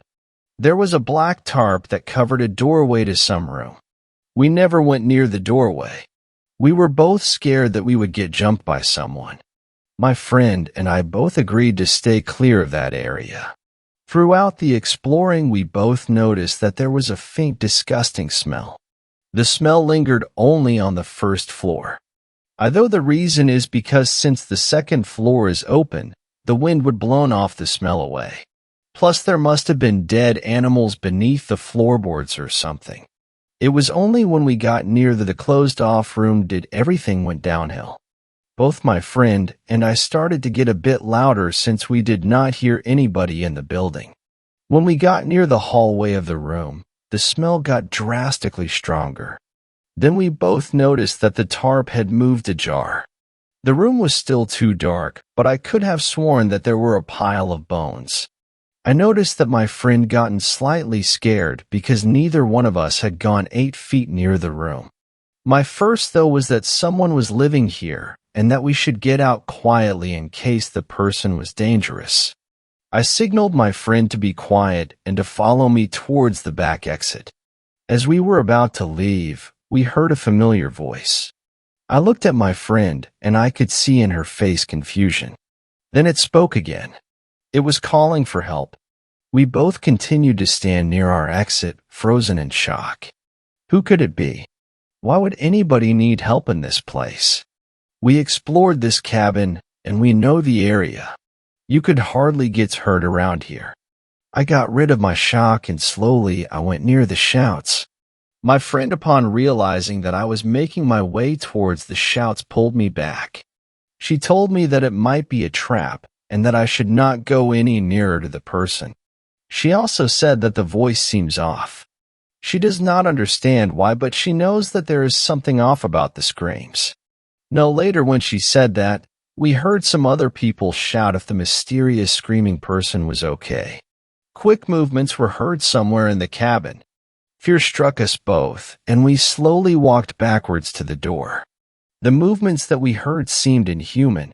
The sound we heard is like the sound of the wind of a jump rope makes when going really fast. Not only that, but after the event, when my friend got the courage to speak about this event, she said that she saw a blur move across the room near where, maybe, the other people were at. By the time we were at the door, the other people came. They were 2 unfortunate men. They both looked around before seeing us. "Are you two okay?" one of them asked. We gave no response. We were still afraid what was in the house. One step forward towards us was enough. "Are you Dash?" He got cut off. The thing that was lurking in the shadows came out. It attacked the man. The thing was bony and the skin was pale and rotten. It looked human, but it clearly wasn't. The thing ripped the head of the poor man. We did not see the rest of it, for we booked out of the cabin and ran as fast as we could. All we heard is scream, but as soon as we heard it, it was cut off. Then there was another one, but this one was inhuman. We both did not stop until we reached the town. We never spoke to this event to anybody, not even when people have asked us if we were okay, since we both looked pale and out of breath. Be careful out there in the woods. You never know what might happen. May the Lord save you if you come across one of them. 10th story. This story was shared by you/Lilith Maynard. Ever heard of a skinwalker? I've avoided telling this story before because I want to believe that it wasn't real, that it was just a dream, but I've read so many similar encounters that I feel like maybe I should tell someone. Maybe it was real and something like this really lives out there. I wish I'd known it was possible back then. The story starts at my aunt's house. At the time, my mother and father were going through a divorce. I was about 11 and my younger sister was only 6. The details of the divorce don't really matter, but we were staying at my aunt's house with my mom until she could find a place she could afford on her own. My sister and I were too young to fully understand, so it was almost like a vacation. It helped that my aunt had a really cool house. It was a big and seemed even bigger to a couple of kids. I don't really know house lingo, but it was very modern, with 2 long main wings. One side housed the bedrooms and a small library. The other had the kitchen. The kitchen had these huge windows, the kind lots of more modern-styled houses have where they take up the whole wall. Nestled in this wall of windows was a sliding glass door, but my sister and I rarely used it because it was large and heavy and hard for us to open. Another thing about these windows, though, was that they faced the woods. My aunt's house was surrounded right on the edge of a large wooded area. The trees ended only a couple feet away from where the sliding glass door was. Of course, this was one of the benefits of her house. Living near the woods was peaceful, or at least that's what my aunt always said. My aunt had a small sitting area by the windows where she could watch nature. She told us that oftentimes she'd had little herds of deer walk through, and that she'd even seen a mountain lion once. Anyway, you get the idea. It was a big house with big windows, and it sat close to the woods. For the majority of the time that we lived there, we had no issue.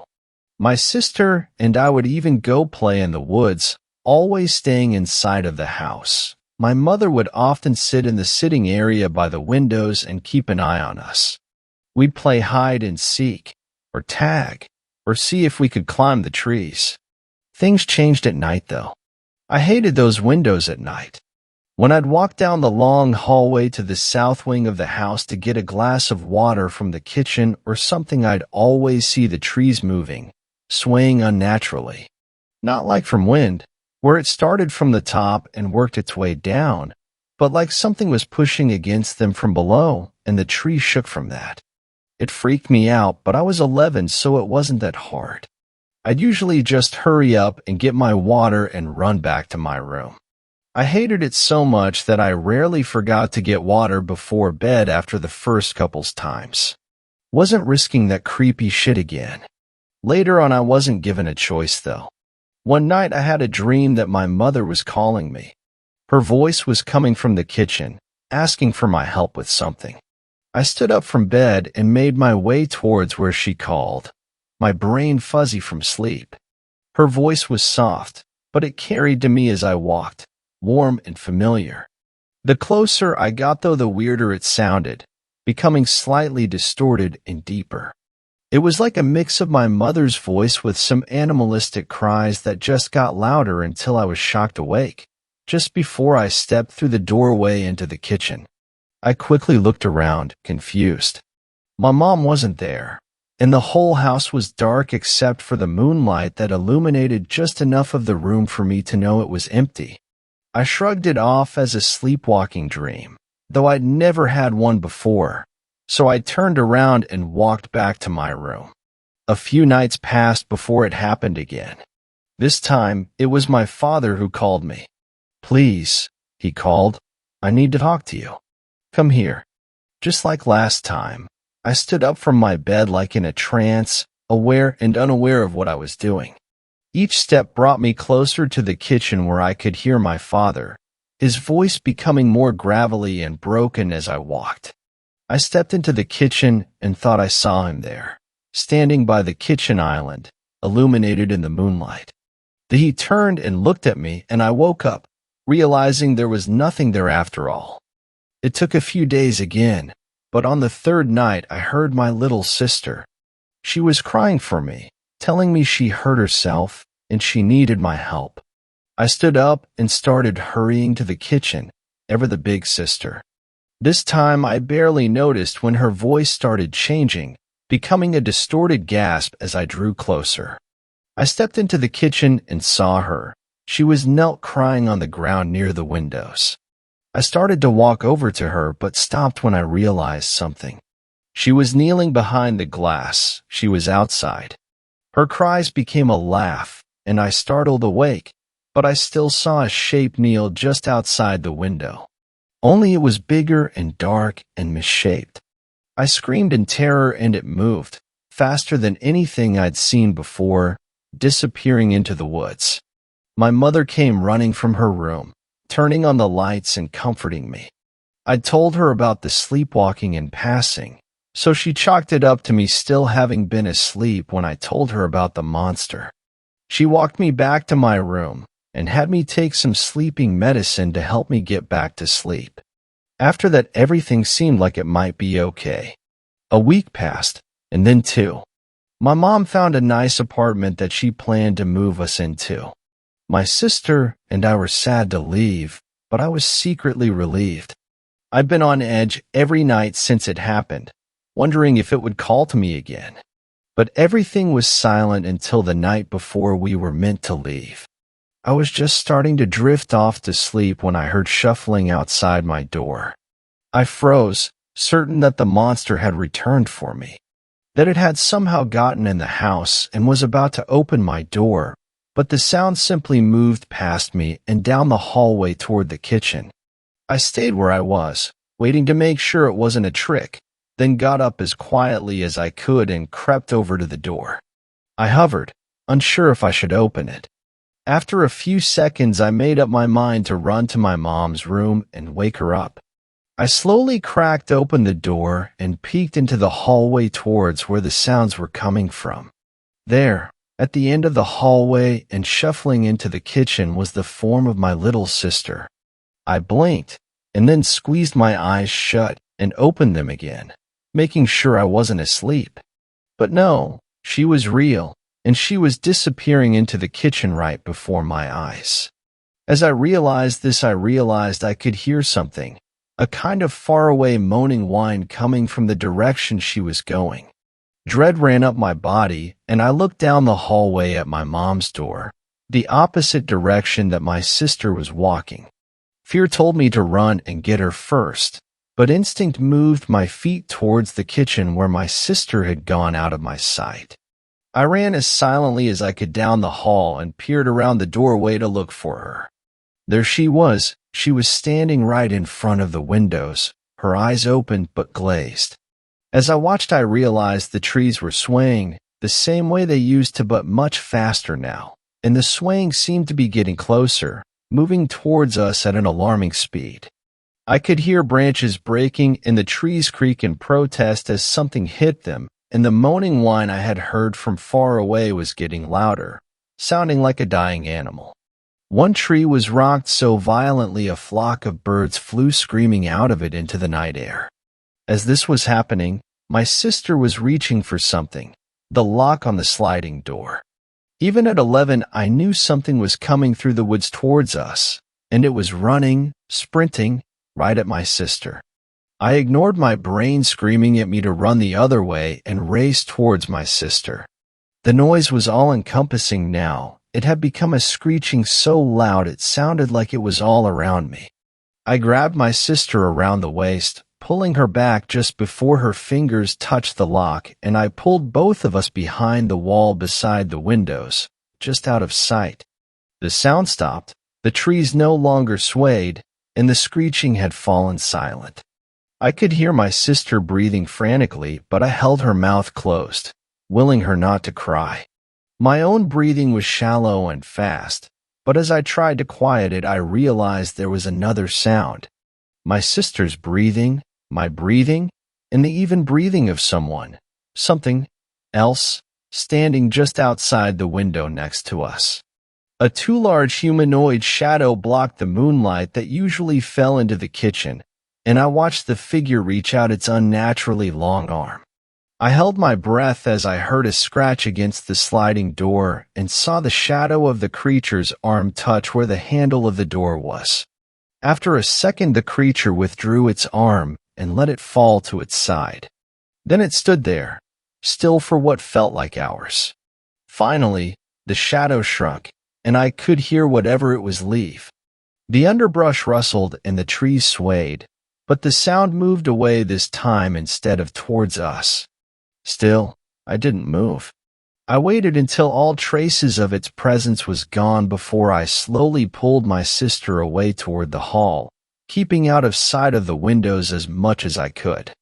My sister was crying as I led her down the hall, and I think I was squeezing her hand too tight, but I felt overwhelming relief as I opened the door to my mother's room and crawled into her bed. My mother never believed us, of course, and we moved away the next day. I refused to return to my aunt's house ever since, and she eventually moved away. I've never had an encounter like that again, but that might be because I stay away from the woods like a plague now.